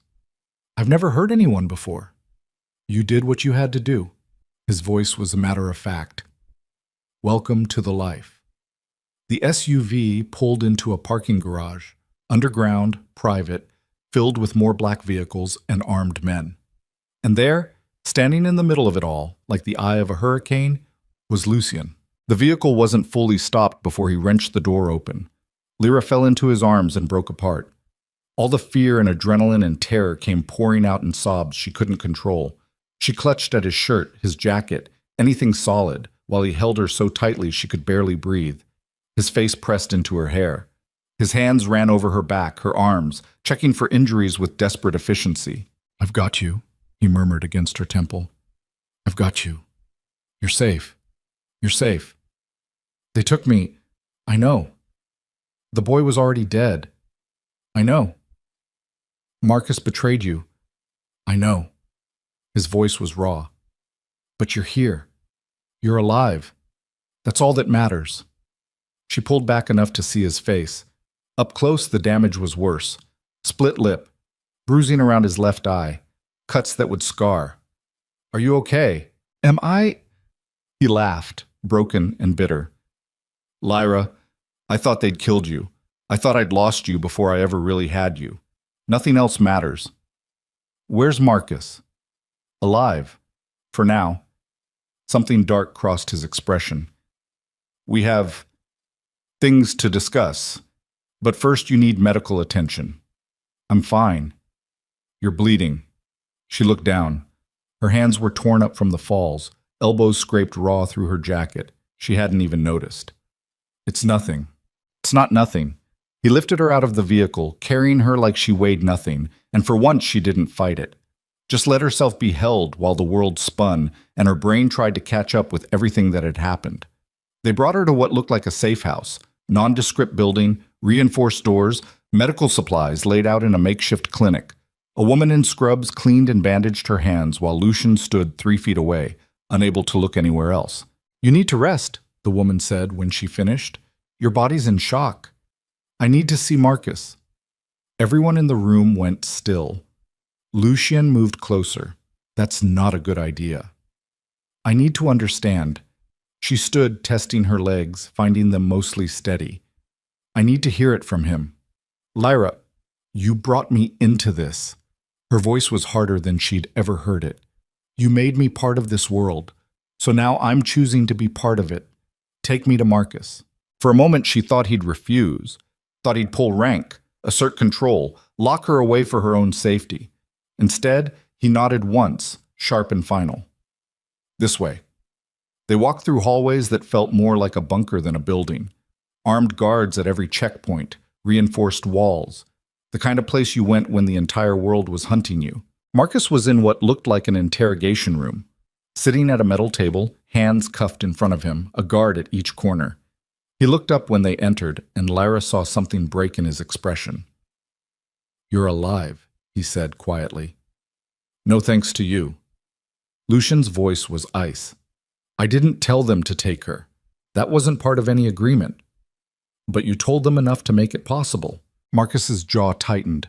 I told them enough to keep this organization from collapsing. Someone had to think strategically. Strategic? Lucian slammed his hands on the table. You call betraying me strategic? I call watching you obsess over a woman while your empire burns strategic intervention. The words echoed in the small room. Lyra felt them land like bullets, each one meant to wound, but she stepped forward anyway, placed a hand on Lucian's arm. Let me talk to him. Lyra, please. Lucian's jaw worked. Then he nodded curtly and stepped back, giving her space. Lyra sat down across from Marcus. Up close, she could see he'd been through the same war as Lucian, bloodied, exhausted, worn down to something barely holding together. Why? She asked simply. Marcus met her eyes. Because I watched his father make the same mistakes. Loved someone so much he couldn't think straight, made compromises, showed weakness, and it got him and his wife killed. I couldn't let Lucian follow that path. So you betrayed him to save him? I gave the Volkovs what they wanted, information, in exchange for a negotiated transition of power. I thought if I could prove to Lucian that obsession leads to ruin, he'd see reason. But you were wrong. Was I? Marcus glanced at Lucian. You walked into an obvious trap tonight, nearly got everyone killed, all because you couldn't let her go. And I'd do it again, Lucian said flatly. I know, that's why I can't let you lead anymore. Marcus's voice was tired. Someone has to make the hard choices. Lyra felt something click into place. The Volkovs weren't supposed to take me. They were supposed to kill Lucian. Silence. Marcus didn't deny it. You set up the meeting knowing it was a trap, she continued, voice steady despite the horror crawling through her. You told them everything they'd need to overwhelm his security. You wanted him dead so you could take over the organization and salvage what was left. I wanted to save what he was throwing away. Marcus's composure cracked. 11 years I've stood by him, 11 years watching him turn into a machine. And then you show up, and suddenly he's human again, making stupid decisions, risking everything for someone he barely knows. So yes, I made a choice. I chose the Empire over the man. You chose wrong, Lucian said quietly. Did I? You're still alive. The organization still stands, and now maybe you'll understand that some things matter more than feelings. You're right. Lucian moved forward, pulled out his weapon, pressed it to Marcus's temple. Some things do matter more than feelings. Marcus closed his eyes, ready to die. Do it. Lyra watched Lucian's finger tighten on the trigger. Watched the war happening behind his eyes. Justice versus mercy. Logic versus history. Everything Marcus had been to him against everything Marcus had tried to destroy. Don't, she said softly. Lucian didn't move, didn't lower the gun. He tried to have me killed. I know. He would have gotten you killed. I know that too. She stood, moved beside him, placed her hand over his on the weapon. But if you kill him now, he wins. He proves his point, that you're a machine, that feelings make you weak, that this world takes everything human away. Maybe he's right. He's not. She pulled his hand down, gun pointing at the floor. You're angry. You're hurt. You're betrayed. Those are human responses. The machine response would be to pull the trigger without hesitation. Lucian looked at her like she'd just spoken a language he'd forgotten. What are you saying? I'm saying prove him wrong. Show him that love doesn't make you weak. She turned to Marcus. Show him that mercy is the hardest choice a man with power can make. Marcus opened his eyes, staring at her like she was insane. Maybe she was. Maybe 3 weeks ago, the woman who stocked shelves and ate ramen and dreamed of nothing would have demanded his death. But that woman had been burned away in the fire of the past 11 days, replaced by someone who understood the weight of violence and the cost of survival. He'll come for me again, Lucian said. Then keep him alive and make him watch you build something better than what he tried to protect. She squeezed his hand. Let him see that he was wrong about you, about us, about everything. The silence stretched so long Lyra thought she'd miscalculated, thought Lucian would pull the trigger anyway, and she'd learned the hard lesson that some men couldn't be saved from themselves. Then he holstered the weapon. Get him out of my sight, he told the guards. Secure location, supervised. If he tries to contact anyone outside this organization, you have permission to end him. They pulled Marcus up, led him toward the door. He paused, looking back at Lucian. You're making a mistake. Probably. Lucian's arm wrapped around Lyra's waist, pulling her close. But it's my mistake to make. When they were alone, Lucian turned to her. You saved his life. I saved yours. She touched his face, fingers tracing the bruises. Killing him would have haunted you. I know you, Lucian. You're not a monster. You just play one to survive. And what does that make you, saving the man who tried to destroy us? Smart enough to know that revenge is easy. Living with the consequences of mercy is the hard part. She kissed him, tasting blood and exhaustion, and something like hope. And we're going to live with this. Together. He held her like she was the only thing keeping him anchored to earth. I don't deserve you. Probably not. She smiled against his mouth. But you're stuck with me anyway. The Volkovs still have to answer for taking you. I know. I'm going to burn their organization to the ground. I know that too. And you're okay with that? With what I'm about to do? Lyra pulled back, met his eyes. I killed 2 men tonight, or hurt them badly enough they wished they were dead. I beat them with a piece of rebar because they were standing between me and freedom. So don't ask me if I'm okay with violence. Ask me if I'm ready to be your partner in it. Are you? Yes. No hesitation, no doubt. But we do it smart. We do it clean. And we make sure no more innocent people die because of us. That's a tall order in my world. Then maybe we need to change your world. Something shifted in his expression. Wonder mixed with fear, mixed with possibility. You're serious. I grew up with nothing, built survival out of scraps. You think I can't help you rebuild this empire into something that doesn't require body count to maintain? She laced her fingers through his. I'm not asking you to go legitimate, but I am asking you to be smart about the violence. Strategic. Use it only when necessary. You sound like Marcus. I sound like someone who loves you enough to keep you alive despite your worst instincts. She kissed him again. Now tell me the plan.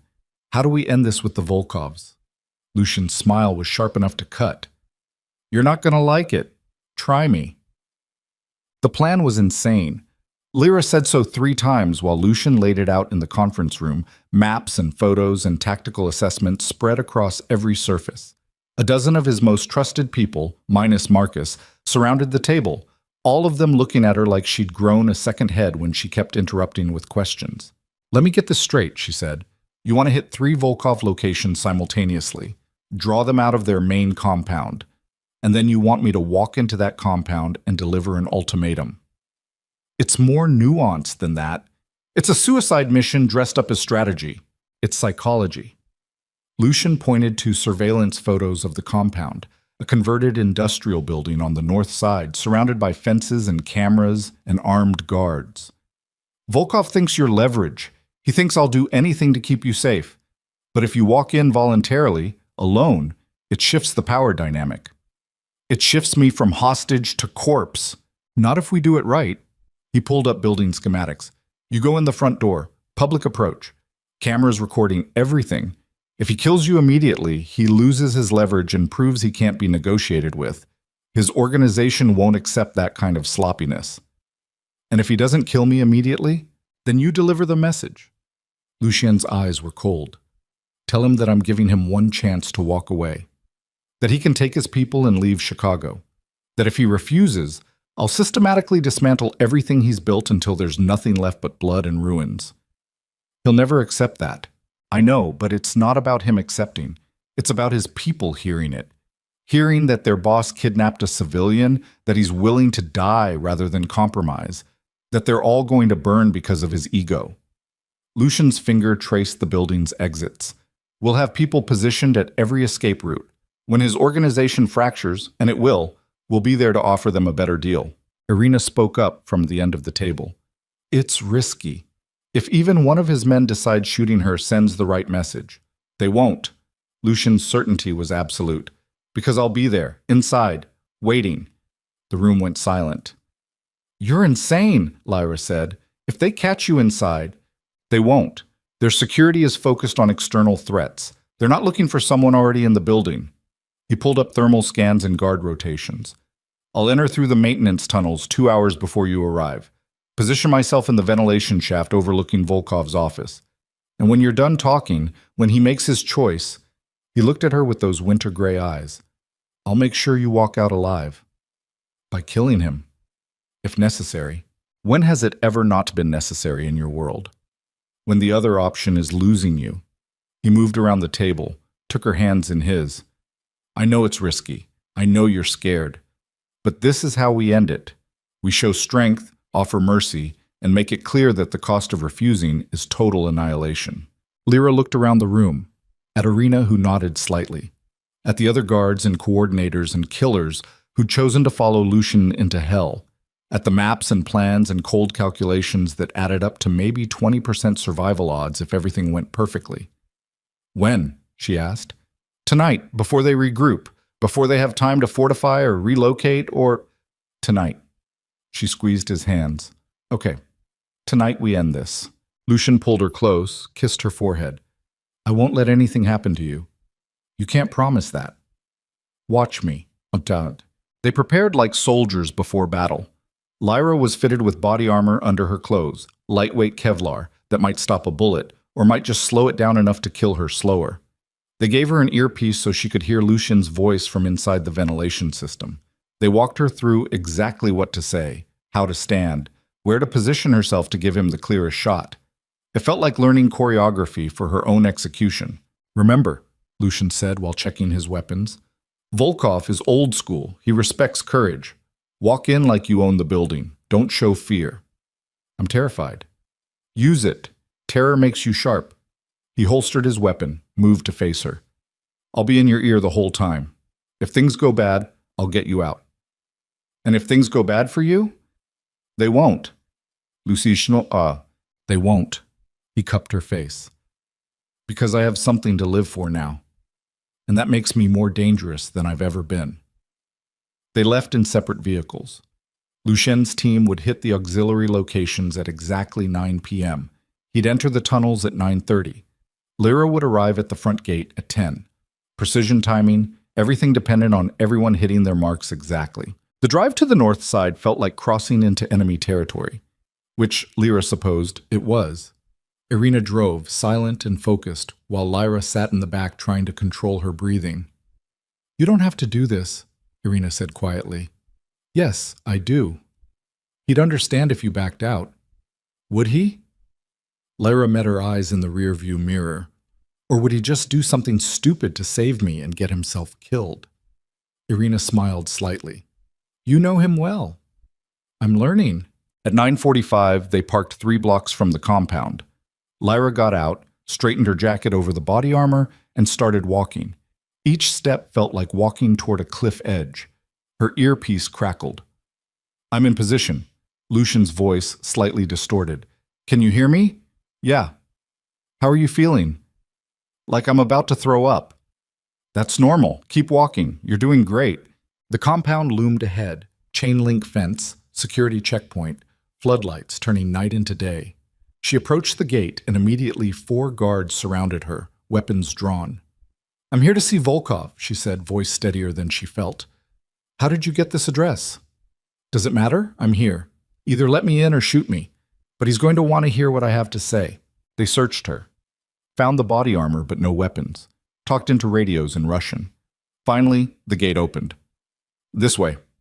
They walked her through the compound and Lyra felt every camera tracking her movement. Felt the weight of dozens of eyes assessing whether she was a threat or just crazy. The building's interior was exactly what the schematics had shown. Industrial, converted, more warehouse than office. They took her to a large room on the 3rd floor. Volkov sat behind a desk, flanked by 2 guards, looking annoyed and intrigued in equal measure. Miss Vale, he said, this is unexpected.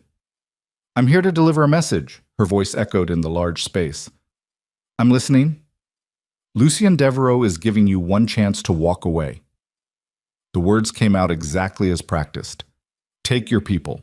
Leave Chicago. Disappear. If you do, he'll let you live. Volkov laughed. And if I refuse, then he'll systematically destroy everything you've built. Your operations, your people, your legacy, all of it will burn. Bold words from a hostage. I'm not a hostage. She spread her arms. I walked in here voluntarily. I can walk out the same way. The question is whether you're smart enough to let me. Or maybe... Volkov stood, moved around the desk. Maybe I should kill you right now. Send your body back to Devereaux and show him what happens when people threaten me. You could. Lyra's heart hammered, but she held her ground. But then you lose your leverage, and your organization loses faith in a boss who kills defenseless civilians instead of fighting the actual threat. Volkov's expression darkened. You think you understand my world, little girl? I think I understand that you're trapped. She took a step forward. You can't back down without looking weak, can't negotiate without losing face, can't kill me without losing leverage. So you're stuck. And stuck men make desperate choices. Like you walking in here? Like me offering you a way out that lets you survive. He studied her for a long moment. Then he pulled out a gun. Here's my counteroffer, he said, pointing it at her head. I kill you. I kill Devereaux when he inevitably comes for revenge. And I take over his entire operation. Lyra heard Lucien's voice in her ear, urgent. I've got the shot. Say the word, and I end him. But she didn't say the word, because she saw something in Volkov's eyes. Calculation, not rage. This was theater, a test. You won't pull that trigger, she said calmly. Why not? Because you're a businessman, and killing me is bad business. They stood like that for 10 seconds, that felt like 10 years. Gun pointed, everyone holding their breath. The room so quiet she could hear her own heartbeat. Then Volkov lowered the weapon. You're braver than I expected, he said, or stupider, I haven't decided which. Does it matter? No. He gestured to his guards. Take her to the holding room, I need to think. That wasn't the deal. The deal is whatever I say it is, he turned away. You'll wait while I decide whether Chicago is worth dying for. The guards grabbed her arms. Lyra fought, but they were stronger, trained, dragging her toward a door at the back of the room. She heard Lucien shouting in her ear, heard metal moving in the ventilation shaft. Don't, she said urgently. Lucien, don't. Stick to the plan. But the plan was falling apart, and they were both about to die for it. And she realized with perfect clarity that this was how it ended. Not in victory, not in escape, but in the cold reality that love couldn't stop bullets and courage couldn't change men who'd chosen violence as their only language. They threw her into a windowless room. The door slammed, the lock engaged. And Lyra was alone in the dark, with nothing but Lucian's voice in her ear, saying her name over and over like a prayer that had stopped working. The darkness was absolute. Lyra pressed her back against the concrete wall, trying to slow her breathing, trying to think through the panic clawing at her throat. The room was maybe 8 feet by 8 feet. No windows. One door. The kind of space you put people when you wanted them to understand exactly how powerless they were. Lucian's voice crackled in her ear. "Lyra, talk to me." "I'm okay," she whispered. "Locked in. No guards inside." "Can you see anything?" "Nothing. It's pitch black." A pause. She heard him breathing, heard the strain in it. "I'm coming for you." "No, you'll blow your position." "I don't care about the position. Lucienne, listen to me." She forced her voice steady. "This is still salvageable. Volkov separated me to think. That means he's considering the offer. If you reveal yourself now, it's over. We both die. If I don't, you die alone. Then I die alone." The words tasted like metal. "But you live. The organization survives. And maybe that's how this was always going to end." "No." The word was flat. Final. "I didn't burn the world down just to lose you in a locked room.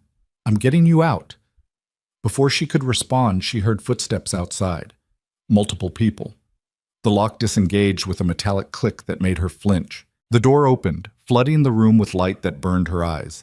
2 guards entered, grabbed her arms, dragged her back out into the hallway. She didn't fight, saved her energy for whatever came next. They brought her to a different room, larger, with windows overlooking the Chicago skyline. Volkov stood at the glass, hands behind his back, looking at the city like a king surveying his kingdom. "Sit," he said without turning around. Lyra sat. The guards remained at the door. Volkov finally turns to face her. "I've made calls, consulted with my advisors, discussed options." He moved to sit across from her. "And I've decided that Devereaux was right about one thing. This war is expensive, messy, bad for business." Hope flickered in her chest. "So you'll take the deal?" "I didn't say that." He smiled, cold and calculating. "I said the war is expensive, but so is looking weak. If I walk away because a 24-year-old girl delivered an ultimatum, every organization from here to New York will think I'm soft, will think I can be pushed." "So what are you saying?" "I'm saying I need a different arrangement." He leaned forward. "I keep Chicago. Devereaux withdraws from 3 of his territories and pays reparations for the damage his obsession with you has caused my operations. In exchange, I let you both live." "He'll never accept that. Then he'll die, and you'll die. And someone else will take over his empire while we both rot in the ground." Volkov's eyes were flat. "Pride is expensive, Miss Vale. The question is whether he's willing to pay the price." Lyra's mind raced. This wasn't the plan. This wasn't any scenario they'd prepared for. Volkov was offering terms that would humiliate Lucian, strip away everything he'd built, all to save her life. And he'd do it. She knew he'd do it. That's what terrified her. "Let me talk to him," she said. "No communication. You give me your answer now." "I can't speak for him." "You can." Volkov's smile widened slightly. "Because you're what he values most. If you tell me to accept these terms, he will. If you tell me to reject them, he'll come in here shooting and we'll all die together. So choose. Humiliation and life or pride and death." In her ear, Lucian's voice was tight. "Tell him to go to hell." She closed her eyes, saw the past 11 days flash by. The cafe, the mansion, the library kiss, the dining room dance, the night the compound was attacked, and she'd realized she loved him. Saw the future they could have if she just said yes. A life together, safety, the chance to be something other than casualties of a war they never asked for. But she also saw what that future would cost. Lucien spending the rest of his life knowing he'd bent, that he'd compromised, that he'd become exactly what his father had been, a man who chose survival over strength, who let fear make decisions instead of will. And she couldn't do that to him. Couldn't take away the one thing that made him who he was just to keep him breathing. Lyra opened her eyes. "No." Volkov's expression didn't change. "You understand what this means? I understand that some things matter more than survival." She stood and the guards tensed. Lucien built an empire on never bending, on being the one man in this city who couldn't be pushed, couldn't be bought, couldn't be broken. If he accepts your terms, that's all gone. He becomes just another criminal who got scared. He becomes alive. He becomes less than alive. He becomes a ghost of what he was.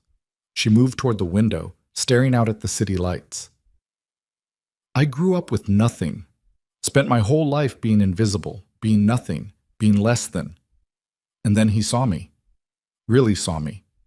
Looked at me like I mattered, like I was worth burning the world for. Romantic, Volkov said dryly. Also suicidal. Maybe. She turned to face him. But I'd rather die as someone who mattered than live as someone who compromised everything that made them real. Noble words. Let's see if you still believe them when the bullets start flying. He stood, gestured to the guards. Take her back. Lock the door. When Devereaux comes, and he will, make sure it's a bloodbath. I want every person in this building to understand what happens when you reject my generosity. The guards moved toward her. That's when the lights went out. Emergency systems kicked in immediately, red backup lighting that turned the room into something from a nightmare. Alarm klaxons screamed. Through the windows, Lyra saw muzzle flashes from 3 directions. The auxiliary attacks. Right on schedule. Volkov's radio exploded with Russian voices, all of them urgent. He listened for 3 seconds, then looked at Lyra with something like respect. Clever, he said. Distraction tactics. Pull my people out to defend other locations while he's already inside. Military precision. He's had 11 years to get good at this. And you're about to watch him die for it. Volkov pulled his weapon. Guards, with me. Sweep the building. Find Devereaux and end him. They rushed out, leaving Lyra alone in the red-lit room. For about 5 seconds. Then the ventilation grate above her head exploded outward, and Lucien dropped through like an avenging angel. He hit the ground in a roll, came up with his weapon drawn, eyes scanning for threats. You said no, he said. I said no. You chose death. I chose you. She crossed to him, grabbed his jacket. The real you. Not the version that bends, not the version that compromises. The stubborn, impossible, beautiful monster who looked at me in a cafe and decided I was worth the world. He kissed her, hard and desperate, tasting like smoke and determination. We need to move. They know I'm here. Where are we going? Roof. Helicopter extraction in 4 minutes. They ran. The building was chaos. Volkov's men rushing through hallways, shouting coordinates, trying to organize defense against attacks from multiple directions. Lucien moved through it like he'd memorized every corner, every turn, every exit. His weapon came up twice, dropping guards who got too close, and Lyra forced herself not to look at the bodies. They hit the stairwell at full speed, taking stairs 3 at a time.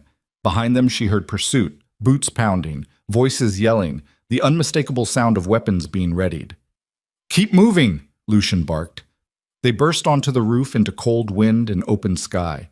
A helicopter was already descending, spotlight cutting through darkness. Irina at the controls because of course she could fly too. 50 feet to extraction, 40. The roof access door exploded open behind them.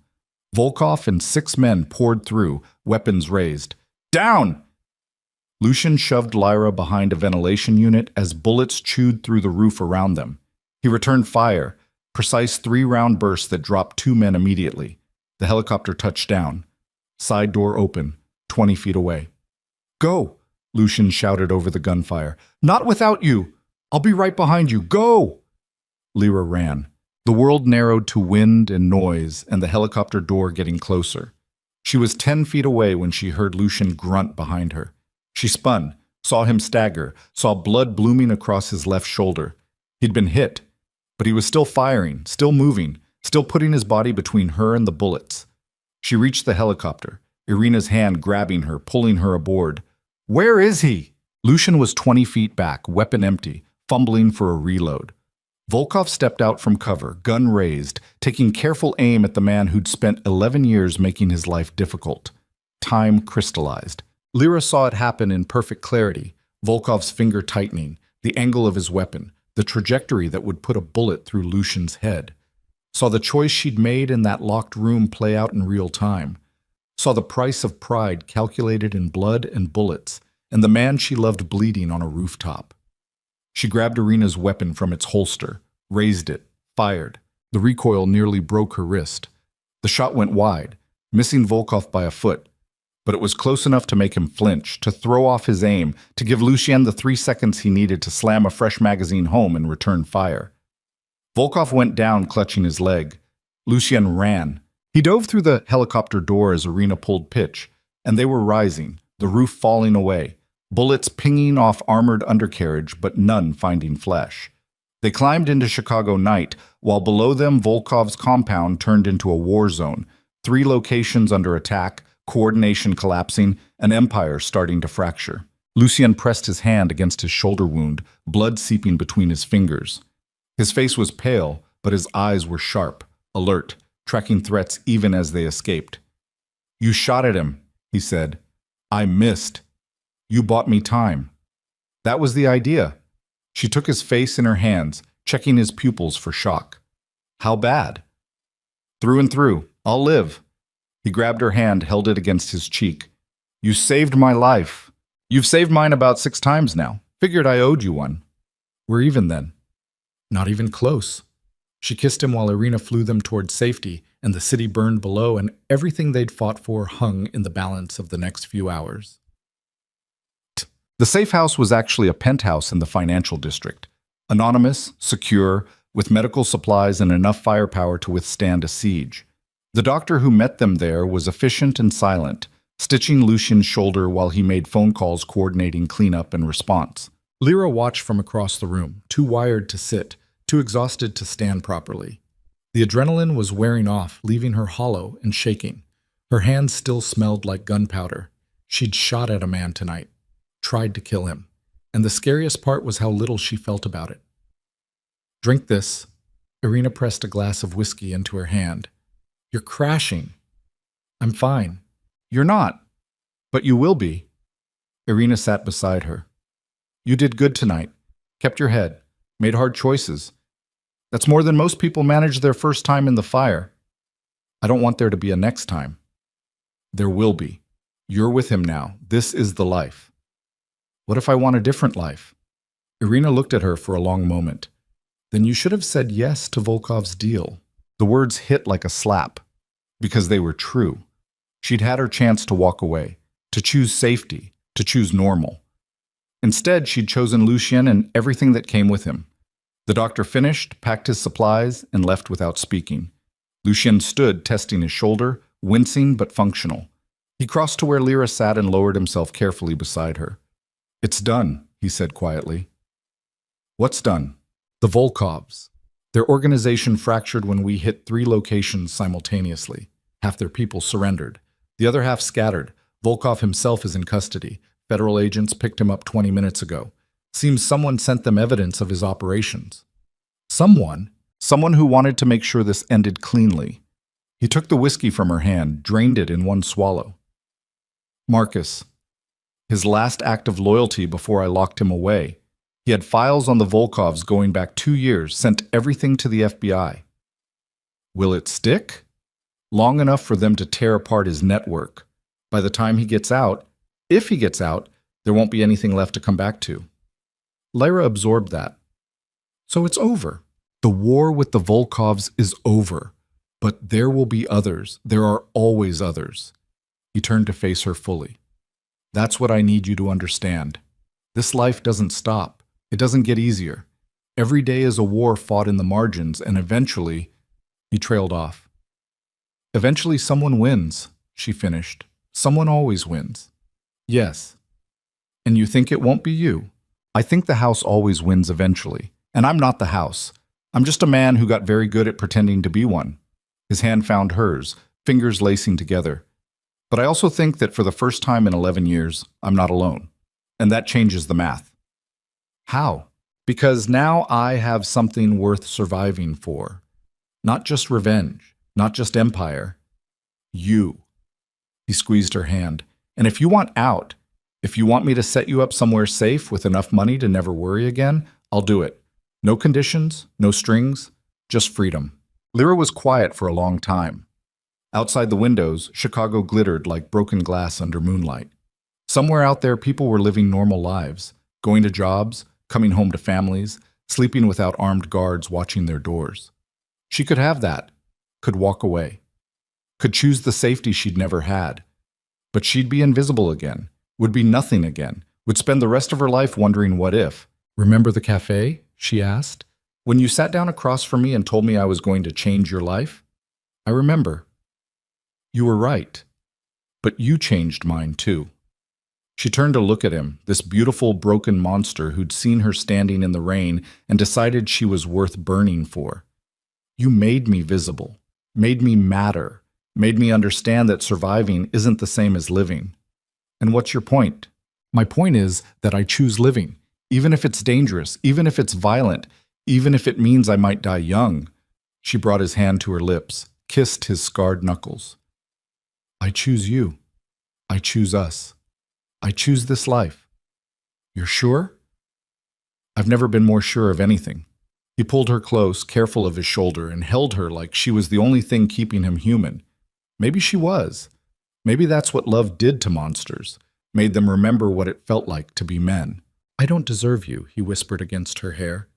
"Probably not, but you're stuck with me anyway."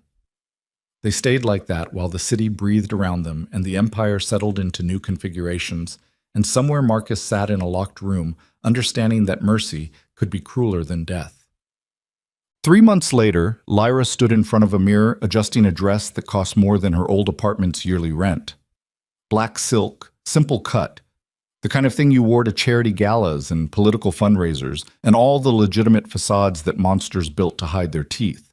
Lucien appeared behind her, fixing his cufflinks. His shoulder had healed clean, leaving a scar he never bothered to hide. He looked at her reflection and smiled, not the cold smile she'd first seen in the cafe, but something warmer, real. "You clean up nice," he said. "So do you. Ready to meet the vultures?" "As ready as I'll ever be." The gala was being held at the Art Institute, and they arrived in a convoy that had been downsized to look less like an invasion force and more like normal wealthy people taking normal precautions. Lyra had learned to spot the difference. The guards who blended, the weapons that didn't show, the violence that dressed up in tuxedos. Inside, Chicago's elite circulated through galleries full of priceless art, drinking expensive champagne and pretending they didn't know exactly what Lucien Devereaux did for a living. Lyra had been to exactly 0 events like this before 3 months ago. Now she could navigate them with the same invisible efficiency she'd once used to navigate grocery store aisles. "Mr. Devereaux." A silver-haired politician appeared, hand extended. "Good to see you." "Senator." Lucien shook his hand. "Allow me to introduce Lyra Vale. She's been instrumental in some of our new community initiatives." The lie was so smooth it sounded like truth, because it was partially truth. Lyra had spent the past 3 months systematically transforming parts of Lucien's empire, forcing money into legitimate businesses, charities, community programs, things that made noise without making bodies. She couldn't erase what he was, but she could build something alongside it that looked like redemption even if it never quite got there. "Charmed," the senator said, already looking past her for more important people. They circulated, made small talk, played the game. And when they finally escaped to a quieter gallery, Lyra let out a breath she'd been holding for an hour. "I hate this part," she said. "The parties or the pretending?" "Both." "We could leave." "And miss the salmon course?" "Never." She leaned against him, careful of the people watching. "How much longer do we have to stay?" "Another hour. Then we're free."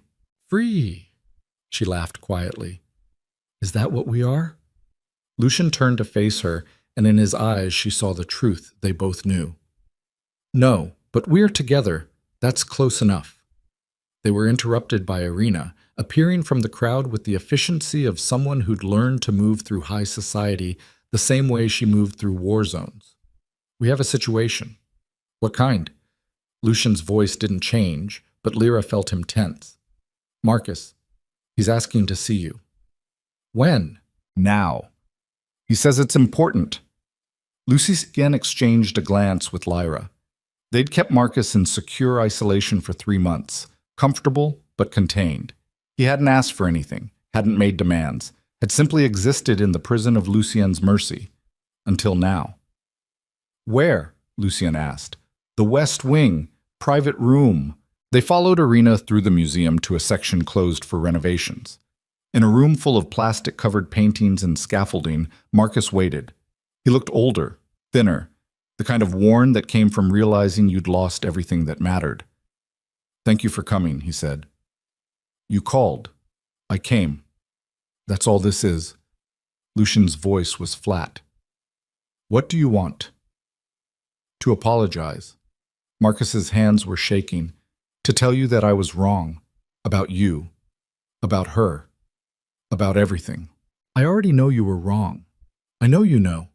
But I needed to say it. He looked at Lyra. You saved his life that night. On the roof. You could have run. Could have saved yourself.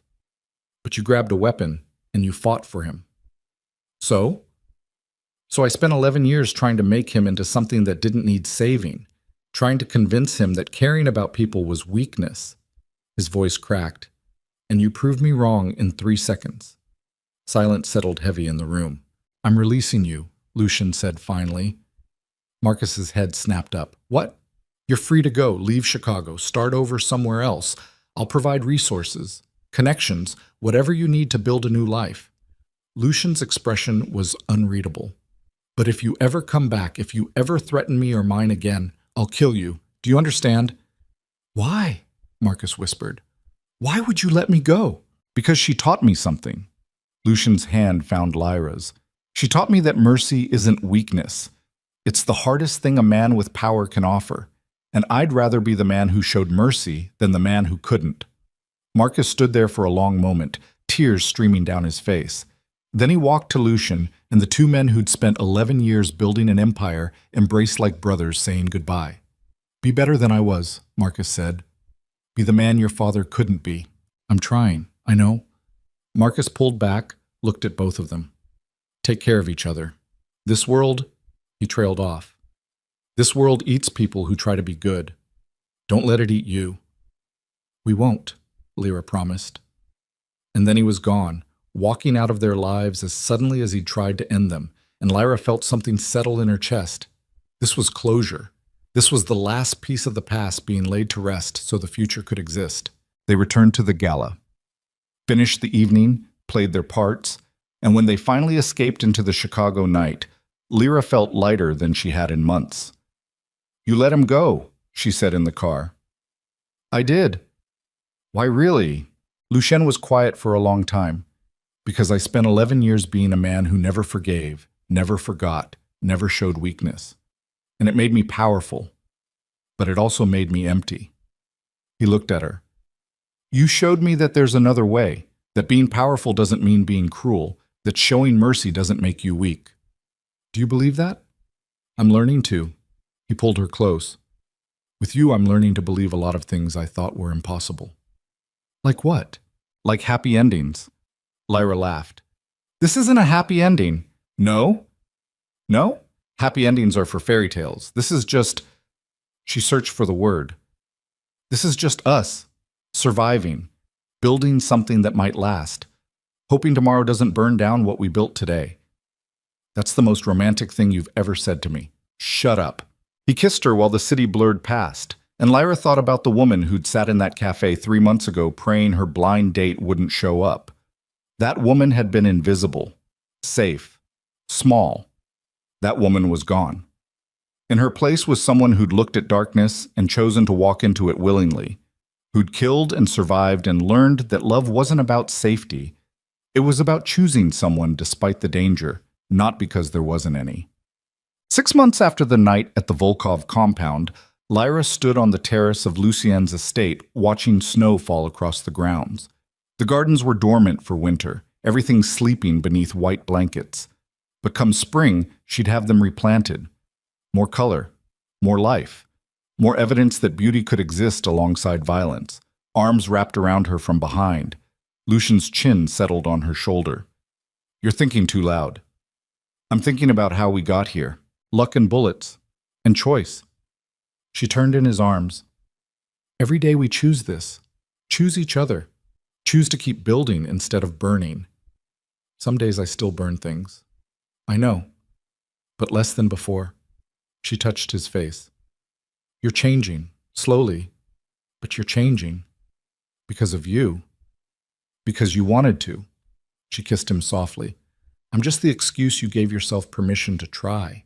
They stood like that while snow fell and the empire breathed around them, and somewhere in the city people lived and died and never knew that the ruthless kingpin who controlled the weapons trade had learned to garden because a woman who used to stock shelves told him beauty mattered as much as power. I have something for you, Lucian said. He pulled a small box from his pocket. Black velvet, the kind that held futures. Lyra's breath caught. Lucien, it's not what you think. He opened it. Inside was a key. This is to a house on the North Shore. Nothing huge, nothing ostentatious, just a place that's yours, where you can go if this life gets too heavy, where you can be invisible again if you need it. She stared at the key. You're giving me an escape route. I'm giving you a choice, every day. Stay or go. That's always been your choice. And if I go, then I let you, because keeping you against your will isn't love. It's just another kind of prison. His eyes were serious. I love you enough to let you leave, Lara, even if it destroys me. She took the key, held it, felt the weight of possibility in cold metal. Then she handed it back. Keep it, she said, as a reminder. Of what? Of the man you are now versus the man you were. She laced her fingers through his. The old Lucian would never have offered this, would have built bigger cages with prettier bars, but you're not him anymore. What am I? Mine, she smiled, flawed and dangerous and still learning how to be human. But mine. He kissed her then, deep and claiming and full of the kind of promise that men like him rarely made and kept even less often. But she believed him. Believed that whatever they were building together, empire or home or something in between, it was real enough to survive the darkness that had created them both. When they finally pulled apart, Lucian reached into his pocket again. This time, the box was smaller, the kind that definitely held futures. He opened it, a ring, black diamond and platinum. Beautiful and strange and exactly right. No cages, he said quietly, echoing the words from months ago. No ownership, no chains. Just a choice. Stay beside me because you want to. Build this life with me because you choose it every single day. Lyra looked at the ring, at his face, at the empire spreading out behind them and the small rebellious garden she was planning and the impossible future they were somehow creating together. Yes, she said. He slid the ring on her finger. It fit perfectly. Of course it did. He'd probably known her ring size since the second week. I love you, he said. I love you too.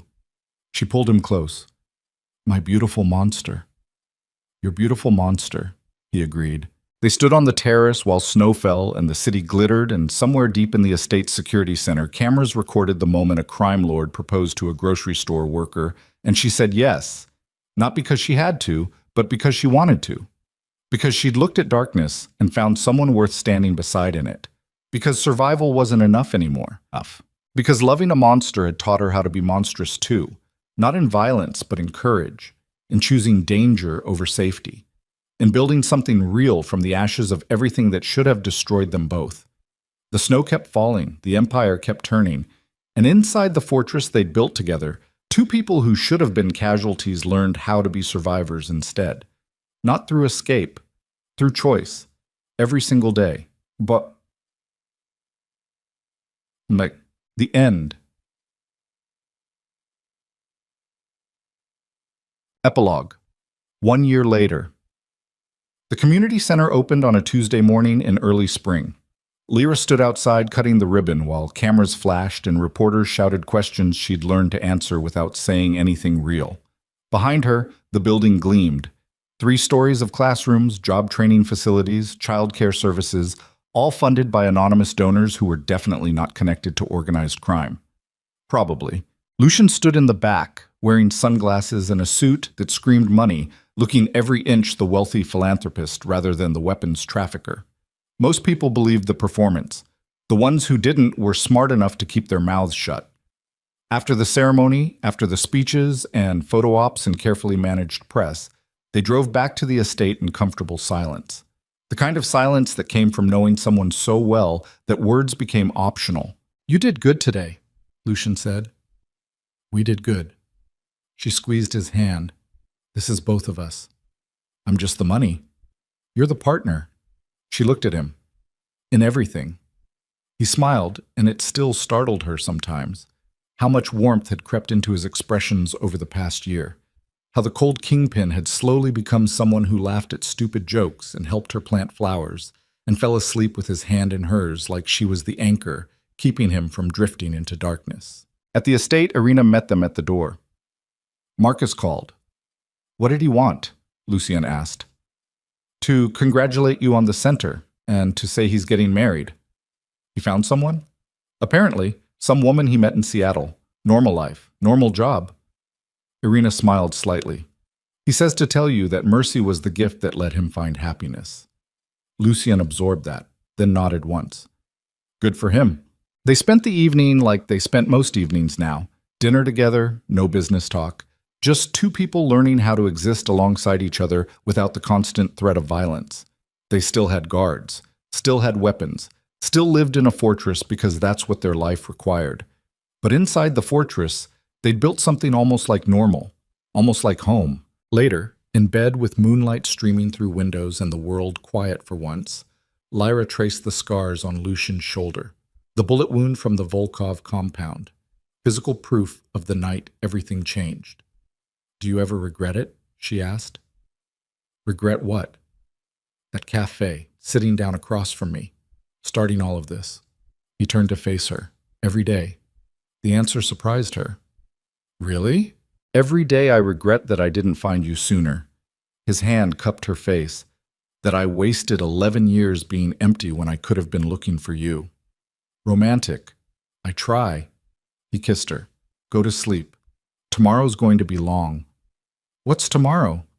"Meeting with the city council. They want to discuss expanding the community programs." "Which means they want to discuss how much of your money they can access without admitting they know where it comes from." "Politics?" He sighed. "Almost as dirty as crime." She laughed and settled against his chest, listening to his heartbeat, steady and strong and alive. They'd survived. Against odds that should have killed them both, they'd survived and built and chosen each other over and over until choosing became as natural as breathing. The empire still existed, still operated in shadows and gray areas, still required violence when negotiation failed. But it also built community centers now, funded scholarships, created jobs, did enough good to balance, if not erase, the harm. It wasn't redemption. It was just two broken people trying to be better than what violence had made them. And some days, that was enough. Lyra closed her eyes, feeling safe for the first time in her life, and whispered into the darkness, "I love you." "I love you too," Lucian murmured back, "my fierce, impossible, beautiful woman who saved me from myself." "We saved each other." "Yeah." His arms tightened around her. "We did." Outside, snow began to fall again. Early spring snow that wouldn't stick, that would melt before morning. Inside, two people slept wrapped around each other while the empire breathed and the city turned and tomorrow arrived with all its promises and dangers. But they'd face it together, the way they faced everything now, as partners, as equals, as two people who'd looked at darkness and decided to build light anyway, one stubborn choice at a time. And if that wasn't a happy ending, it was close enough. Close enough to matter. Close enough to be real.